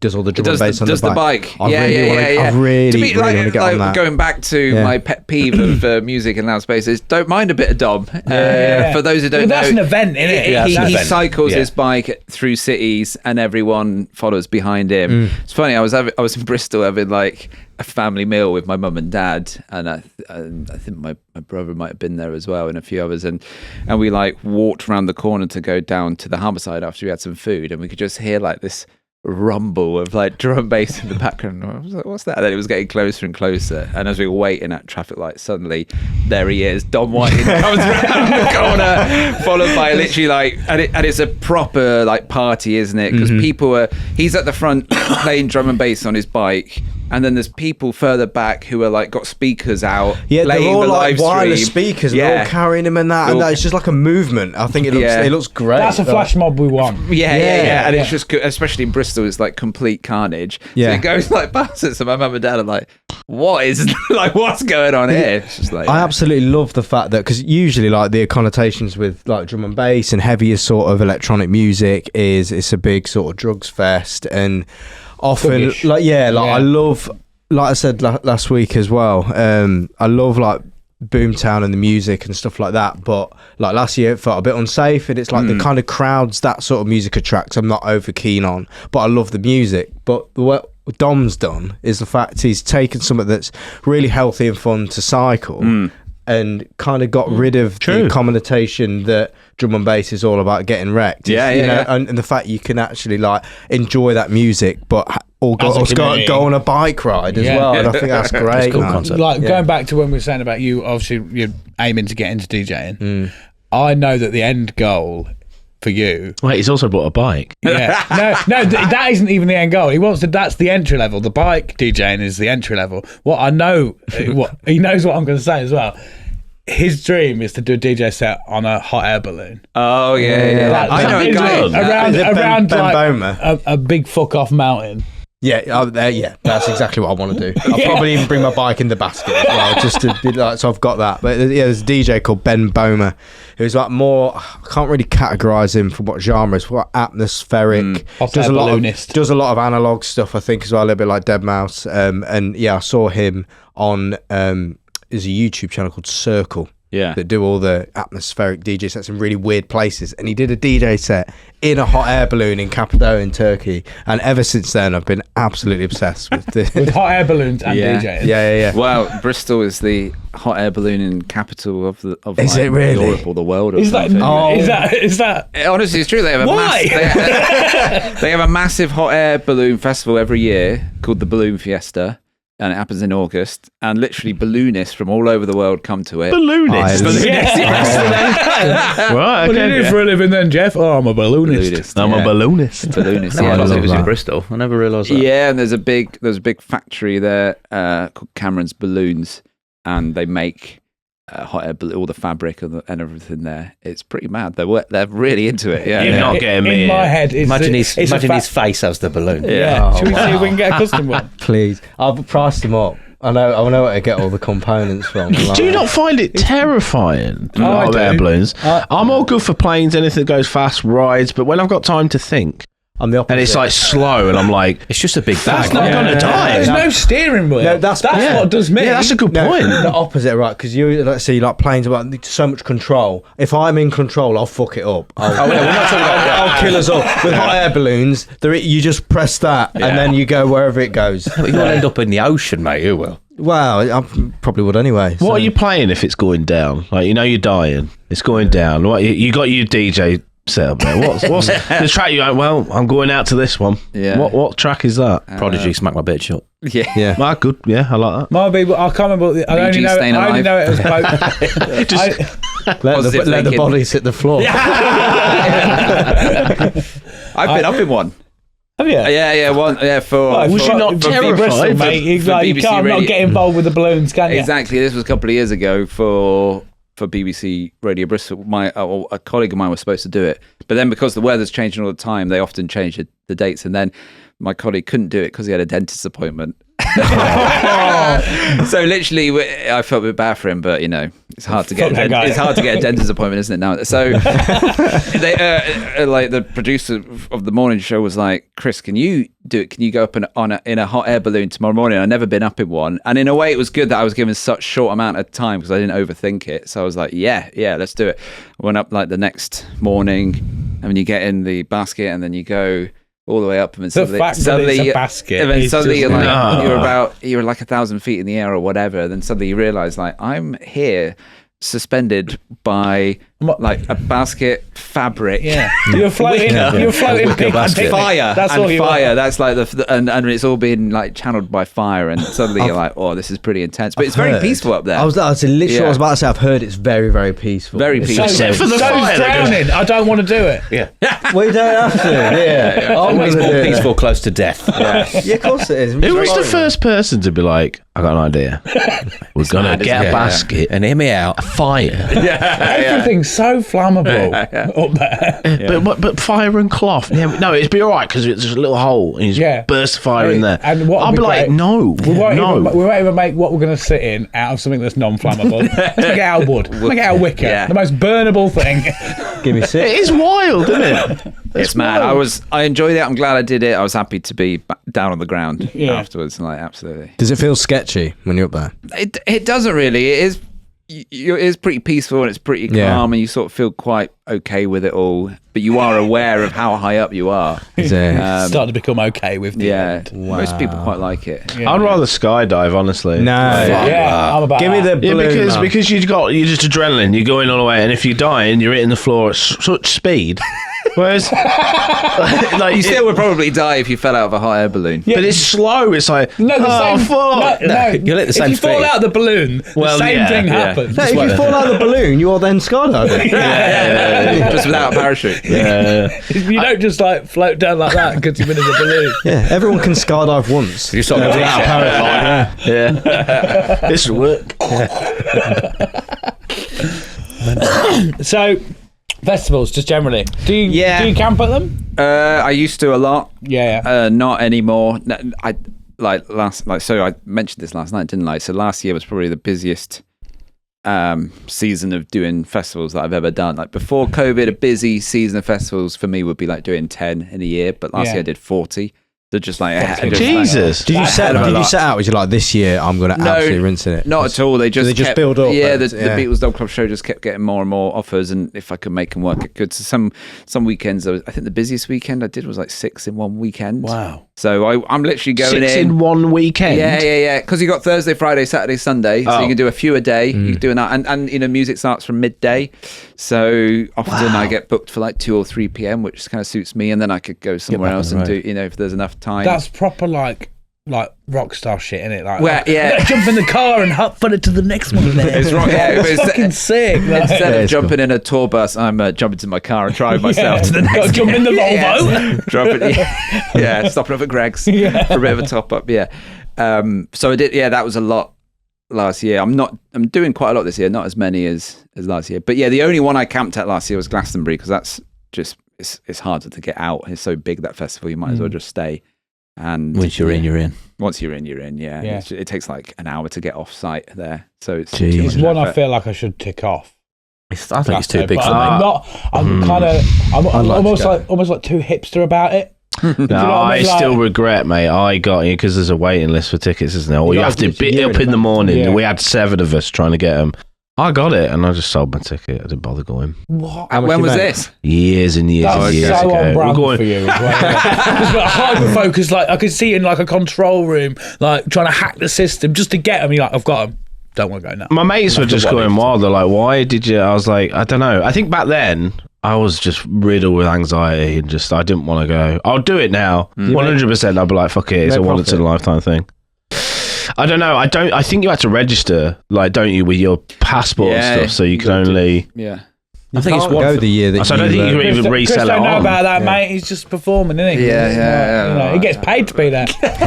Not like You pay us very chumps. little. Glastonbury is one of the worst paying festivals. Really? out Is there.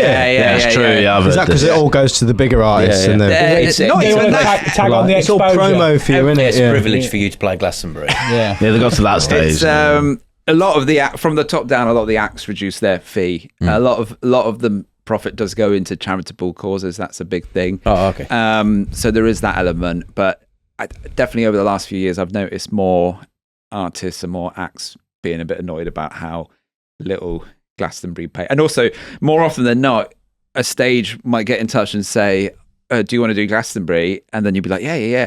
And then they say, have you got a ticket? And I was like, no, well, surely you can give me oh no, we've got no ticket allocation. Like there's loads and loads of got to pay stages. to get into your own gig. Yeah, there's loads. People do it. People buy tickets and then so they can go and DJ at Glastonbury. It is insane. There's opportunities and all that. Is it true though? With obviously Glasgow as big as it is, do you find, especially if you're a more up and coming artist and you get the chance to be able to do that, like after performing it, playing Glasgow, things tend to happen a bit more, or is that a myth? Like, I think it can help. A lot of those bigger acts will do Glastonbury for cheap if they get the TV coverage on the BBC. I think Nadine Shah said that this year. She said she got offered a gig, but it wasn't going to be covered by the TV. So she said, actually, no, I'm all right. It will lose me money to go and do it.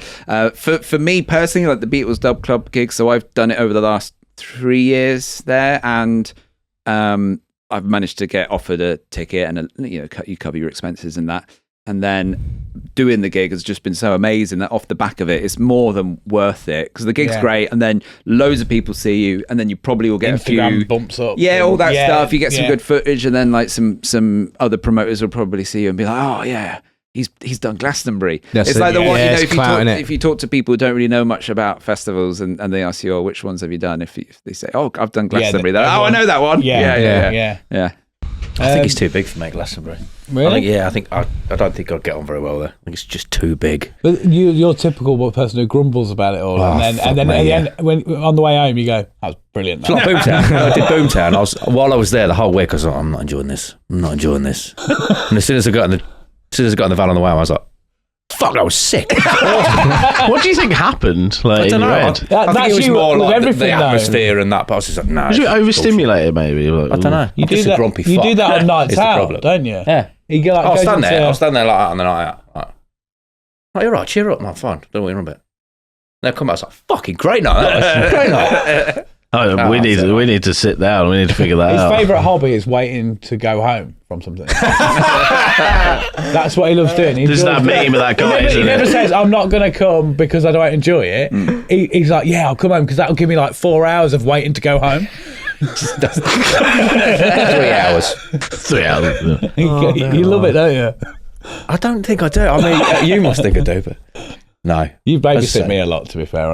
My nights out are looking after you pair. Maybe that's the thing. Maybe you need to let loose. Maybe someone needs to look after you for a night. Maybe. Yeah. I was letting loose last night. We did that on his stag do, and he ended up dressed as a nana with a fucking stripper. Oh, getting dragged around the floor like a fucking dog in a strip club. Yeah, dressed as a banana. So Right. it was probably best. I've never seen It a banana in escalated a leash. quickly. He come out of beer keller, didn't you? You had wads of cash and went, "Oh, we're going to the strip club." And I was like, "We can do if you want." And he just went, "Oh, well, I fucking am." And I was like, I'm not. My nights are. I'm Dressed scared as a now. banana. Yeah, he was on the tables an of beer aggressive keller, banana. wasn't you? Dressed as a banana. Well, you know. Stains all over you. It was good. Stains. Yeah, it was all right, wasn't it? Yeah, it was quite great. I nice. fucking loved it. I remember. I think did I pay for it? I paid for like 3 strippers or something. And I remember looking through the curtain, and you're just there, dressed as a nana like this, just fucking like a deer in the headlights, and just 3 girls doing a bit of that. It's a good night. Were they dressed as bananas as well? Apples. Apples, good. Good. Yeah, full fruit bowl. Very healthy. Never put a banana in with apples. That makes everything stink. It does. So Festivals? Yeah, that's festivals. Yeah. So Yeah. what are your? What would your top 3 festivals be in UK? So if everybody had to go to 3 festivals in the UK. So I'll question. put Green Man in there. It kind of depends, because there's sort of, one person's favourite festival might be another person's nightmare, because you got at one end you got something like Creamfields, which is so like kind of hands in the air and lasers and all that, and Got then a tattoo of that on my shoulder. Well, there you go. Yeah. And then you got the real scrappy kind of like more ravey, messy ones like Bolter Festival is a kind of mad one.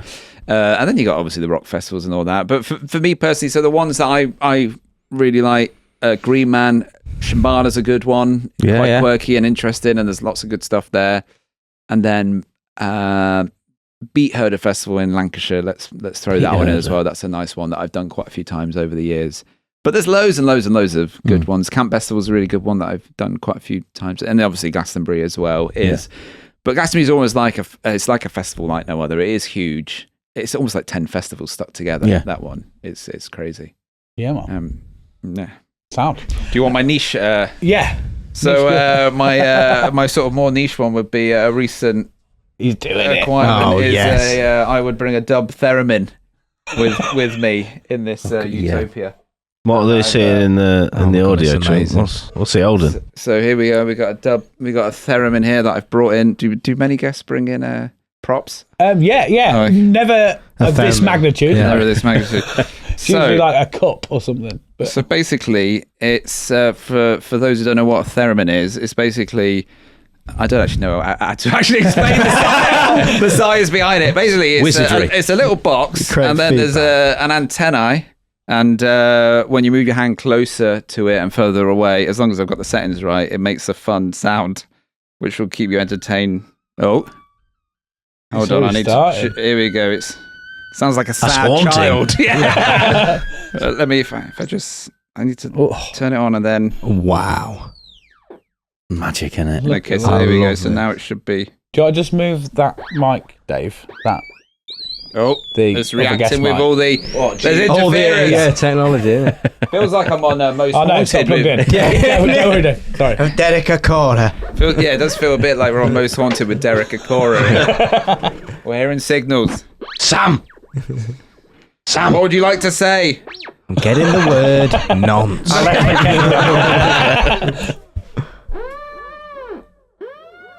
So there you fucking go. mental. Imagine the hours and hours of fun we could have on Utopia.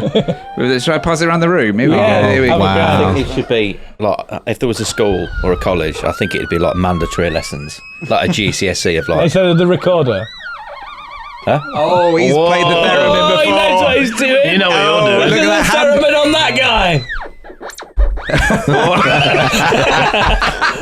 I thought it had come with like a special ring attachment that I didn't know it was just your hand.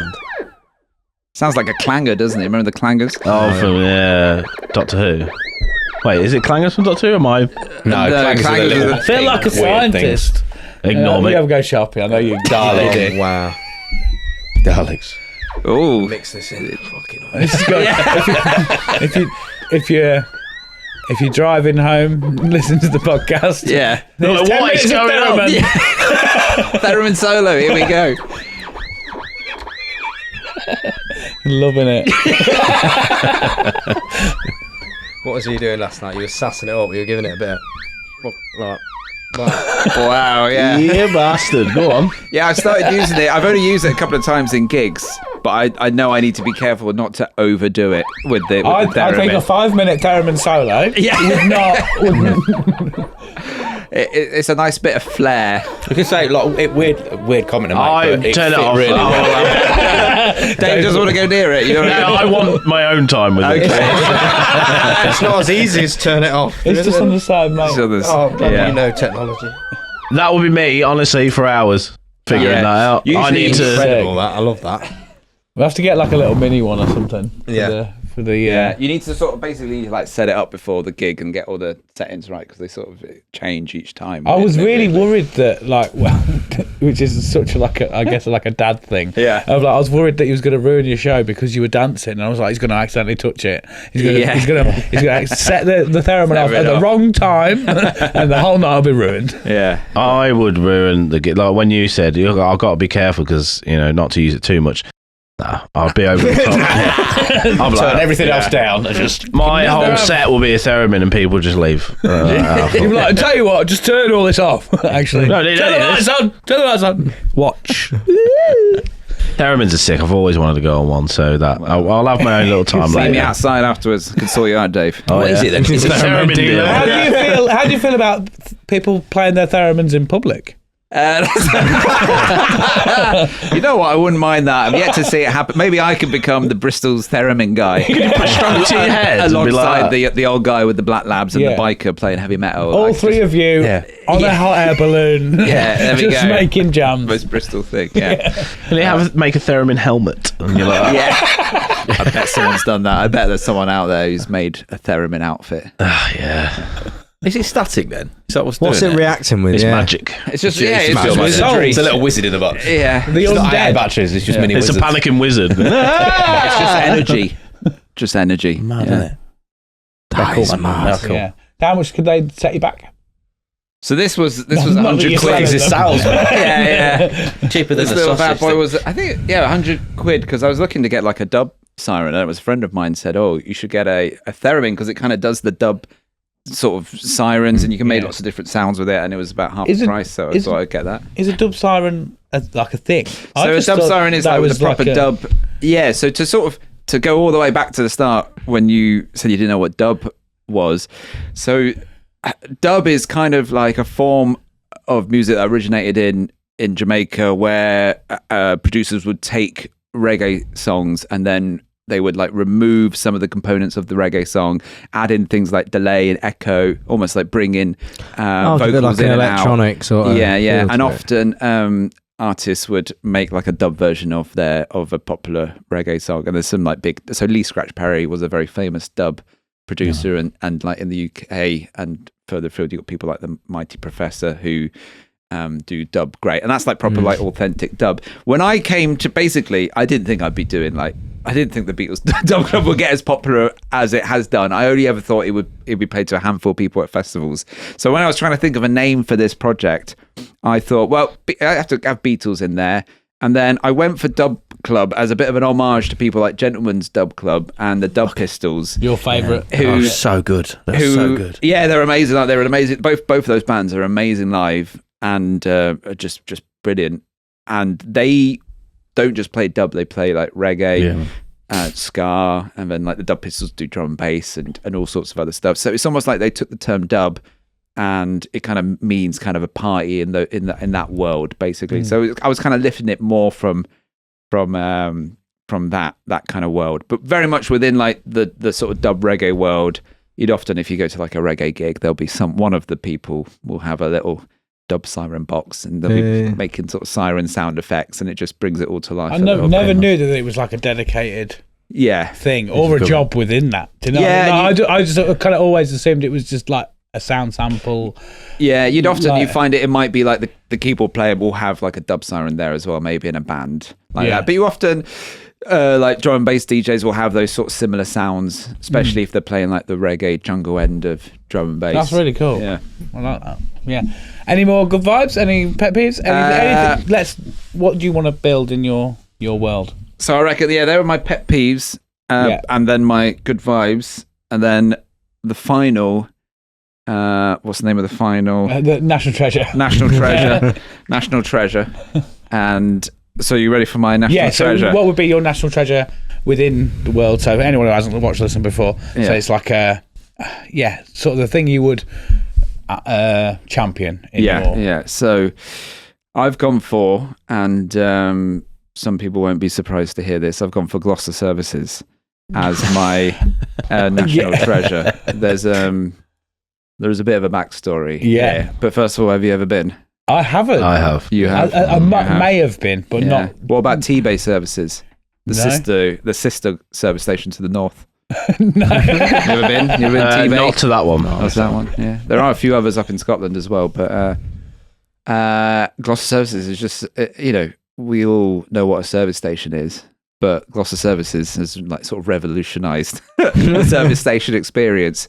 It's just very relaxing, very calming, beautiful little spot, all it's like organic. It sounds like I'm sponsored by them, but I'm not. I'm just like a big fan of Gloucester Services. Yeah. There's a lake out the back. There's like a duck pond, and as someone who does a lot of gigs, traveling around the country, 40 festivals last year, and all that. The service station stop off is an important part of the journey of any touring performer. So it does make a difference when you come up and stop off at a really good one. And in my mind, that's the creme de la creme of service stations. Has anybody done a YouTube channel? Because I've thought about this, like review it, because I love service stations. I'm weirdly autistic for service stations. Well, I love them. You're stopping off and just being amongst it. Great, Has anybody done like a YouTube where you travel? There's a England? guy actually. And we'll get onto him maybe in a little bit. There's a guy called Rich who lives in Somerset who calls himself the Services King. Ooh. And we message sometimes, and he always ends his sentences with the crown emoji. Yes. And he travels around the country. There's a group who do like reviews of service station. He travels around the country. They do exist. Yeah. He does it in like his spare time, but he goes all around the It's country. not a hard-paid job. No, it's not really not. I think he gets like a free meal, and like they let him stay in the It's a hotels for BP free. voucher now and again. Yeah, If they give him a good review. But a couple of years ago, because I've just wrapped up a podcast that I do called the Worst Time Podcast, and I started that a couple of years ago, but for a while I was like, it would be great to do a service station podcast where you go, you take guests to their favourite service station, but then I realised just how impossible that would be to do. You get one. Yeah, because he'd be like, oh, where do you want to go? Oh, this one in Scotland. Right, okay, this isn't going to work as a premise for a podcast, is it? Like, Works if you wanted to travel around and interview people that are there. Yes. Yeah. He'd be good to get on as a guest, this guy. I'd listen to pick his brain. I've interviewed him before, the Services King. Yeah, he's good. I'll pick his brain. He's very serious about service stations, actually. I've got a feeling it'd be exactly what you expect the service station king to be like. Has he got a service station that he says this is the one? He's actually quite professional, and he wouldn't really pick one. What he would do, he's actually, I interviewed him, and it was all facts with him. He wouldn't give me any opinion. He just I say what's your, I'm starting to love this guy. yeah, I say what's your favourite, and then he'd give me the list of like the most recently rated ones, and I was like, well, what about you? What's your favourite? I love them all. You've got to be impartial. Like there is children. Yeah. No, I love them all equally. But there's a tiny backstory which resulted in me ending up in like the national press. Yeah. Because of this particular service station. So about like 7 years ago, I was putting on Facebook and Twitter and Instagram like, oh, every time I stopped off at Gloucester Services, I was like, what a place, just raving about it, putting up photos of me there and everything like that. And then after a while, Gloucester Services, the guys who run it, would message me and be like, oh, great to have you back, Chris. Like it became a bit of a fun thing, like a bit of a joke that got out of control, but I really did enjoy stopping there. And then they give, every now I get like a DM on Instagram, be like, oh, ask for your name behind the counter next time you come, Chris, and we've left a treat for you. And then I go and they'll give me who's the king now? they would leave like some vouchers to spend in the shop and stuff like that.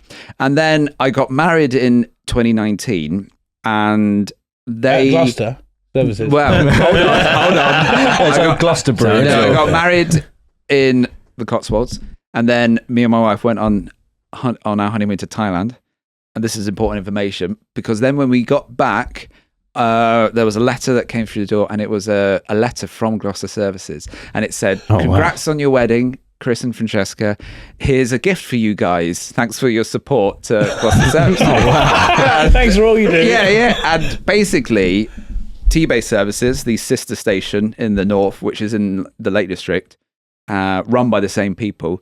T-Bay came first, actually. That was the first one they had. They got a hotel there. And it's not like your sort of, kind of travel lodge on the side of a motorway. It's kind of out in the Lake District. It's out in the back. Really nice food, like quite a nice hotel.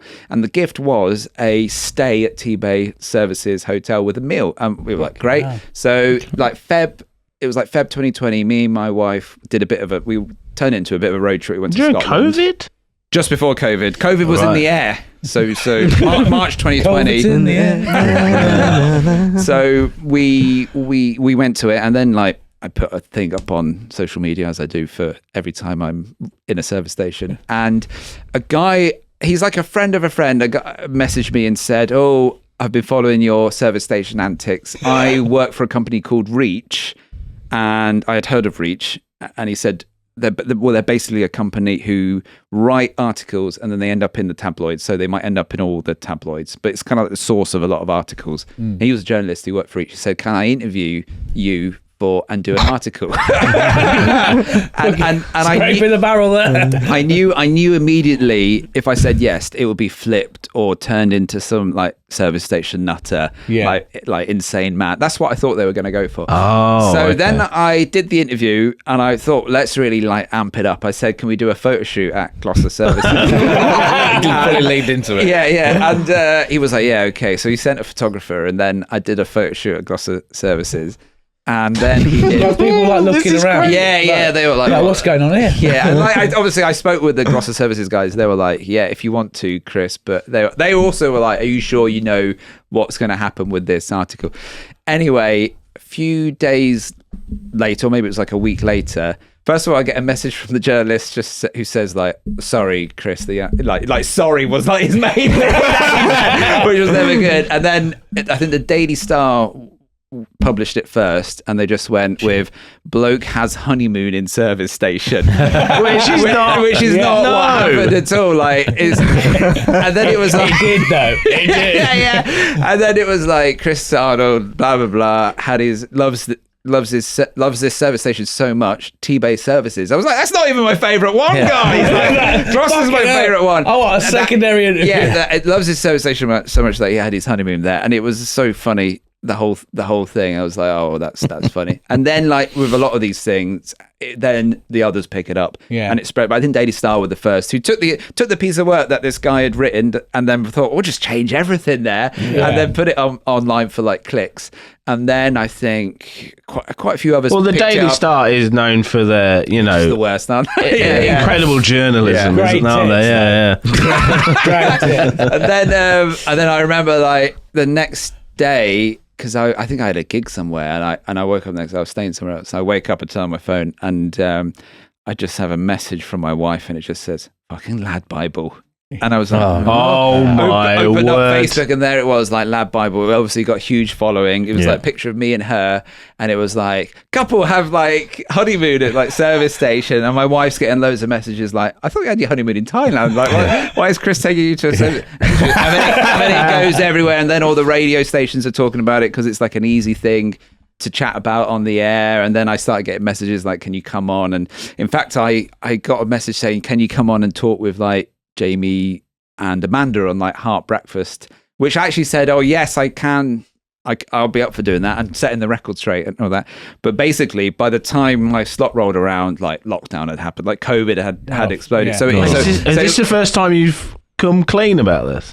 No, I have. Like you're the wrong one. No, I have spoken about it over quite a lot over the years. Yeah. Just any chance. I'd like to clear my name. It's funny actually. I would then go on. I went on tour, especially during COVID, because I started getting loads of messages. I remember I went on TalkSport because remember during COVID when TalkSport had to keep going, but no sport was on. So they would just get anyone on. So they got me on TalkSport. Watch the Manchester United game from 1982. Yes, yeah. I went on TalkSport on one of the shows there and just spoke about service stations, and I would often sort of set the record straight. I'm trying to talk to you about the sport, and you're like, no. Did loads of. That's fantastic. For a while, it was really funny. I just kept saying yes to everything, and then as the years went on, I get a call or a message on Twitter or whatever saying, "Oh, can you come and I got a bit sort of like tired of talking about service stations. But by this point, I've become quite friendly with Rich, the services king. So I just say, I can't do it, because with me, it was a joke that got out of control. I'll send the ambassador. Rich will be up for it. I'll send you royalty. Yeah. So Rich, I've got him loads of media opportunities nowadays. But I did do one recently where it was for The Independent or something, where they let me put a clarification as to like what actually happened. Basically, but it was a funny. It feels like it's a bit of trauma for you. This, like, basically, I got tired of talking about this service station. It just went silly, and I've gone like few little things have happened where I've gone viral a couple of times over the years, and it was always a little bit like this is out of control. I enjoyed the dad's glasses. Oh yeah. Debacle. He went super viral. My dad. Yeah. So my dad, this was about 2 years ago. I was at my mum and dad's house. There's like a knock at the door, and then my dad goes to get it. It's the postman, and he comes in with like 7 boxes, and he looks kind of confused. And then he like sits down and opens the box, and it's like, it's like a box, and he opens the top one, and it's got like 10 reading glasses in there. And then like he's like looking at his phone, looking at his order history.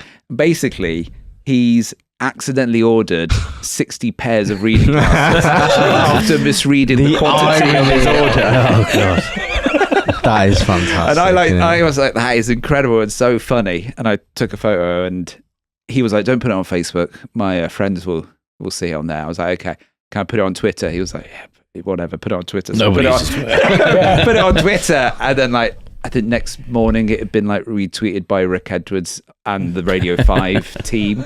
And then suddenly stuff it goes quite viral. Well, it used to, it doesn't really anymore, but stuff would go quite viral on Twitter. So that it quickly went like all around the world, like mega viral, like there was newspapers writing about it in Germany, and someone did a thought piece on it in Canada. Thought piece? Yeah, like this whole thing about my dad.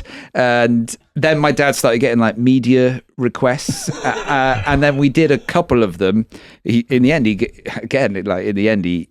was like, I've had enough, Chris. So I was his agent, and because it was my Twitter account, so I get the request, and I said, Dad, do you want to go on ITV? He'd be like, no, not even. What did you have to say? Like, I made a mistake. Yeah. This is like, we were like, why are people so mad? It's literally like a one-line story. What more can you say? But people just loved it. I think because it was like a fun news story. So he went on. What did he go? He went on like BBC Radio Cornwall, because that's where he lives. So he enjoyed doing that one. Then me and my dad went on the Jeremy Vine show on Channel 5 as like on like video link. Okay. And What are we like? yeah. Well, we went on the show, and then I remember like 2 minutes into the show, like everyone had ran out of things to say. Tell us, Chris, what is the story? Yeah. And you're just like, well, he ordered 60 pairs of glasses. Yeah. And then Jeremy started asking, you could tell Jeremy was struggling, because he was like, what size glasses are you, Tom? Like asking my dad, like what's the level of, and then my dad said, and Jeremy's like, these are mine. Jesus. But yeah, and then like, it was kind of in the news cycle for ages. A friend of mine who lives in New Zealand sent me a video clip. She was in a car and she was filming the radio, and there was like 2 New Zealand radio presenters talking about it in New Zealand. That went crazy viral. Yeah. I enjoyed that's the part that I enjoyed the most. Yeah. Like the original story, I'm like, it's funny. Yeah. You have a laugh, and then just seeing it become this like narrative, massive, and just like people are dying in Gaza. Yeah. I'm just waiting for like the Netflix documentary. Do you know what I mean? Like what started this? The 4-parter. Yeah. Right. Crazy. Any more you want to add? I'm.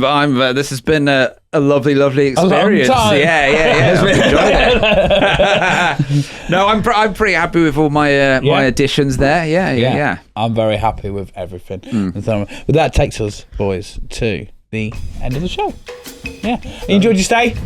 Yeah, I've loved it in Lincoln on Lincolnshire's premiere podcast, was it? Oh, we'll Love put our that, premiere in now, that's the bio. Yeah. Lincolnshire's premiere, biggest ever Premium. fuck off everyone podcast. That's our title now. Don't roll off the tongue quite as well. No, get used to it. Yeah. Do you want to tell everybody where they can find you online and whatnot? Yeah, you can find me on the socials, Chris Arnold INC, which I picked a long time ago, which is short, which I thought that'd be funny, Chris Arnold Incorporated. But when you say it out loud, it's Chris Arnold Inc., which makes me sound like I'm a tattooist, which I'm not. And you could all the Beatles Dub Club stuff. Got a website now, beatlesdubclub.com. Sweet. Which Dom Kidson helped me make. So he does have some positive qualities. Yes. Speaking of, do you want to put a message out to him in retort? I don't want to start like a sort of, a slagging off match. Could be an internet internet beef. Like Drake v Kendrick. Yeah, I think you should. Sort of out of the box. I'll just say, Dom, I'm coming for you. Don't know what that means. This Saturday at Raw. Yeah. You watch your mouth, boy. Well, it's been a pleasure having you on, mate. And from us as well, definitely go and check out Beatles Dub Club whenever, if you can, and if it's around. Yeah, all over the festival circuit this year. Yeah, man. Nice. What is it, 30 odd this year?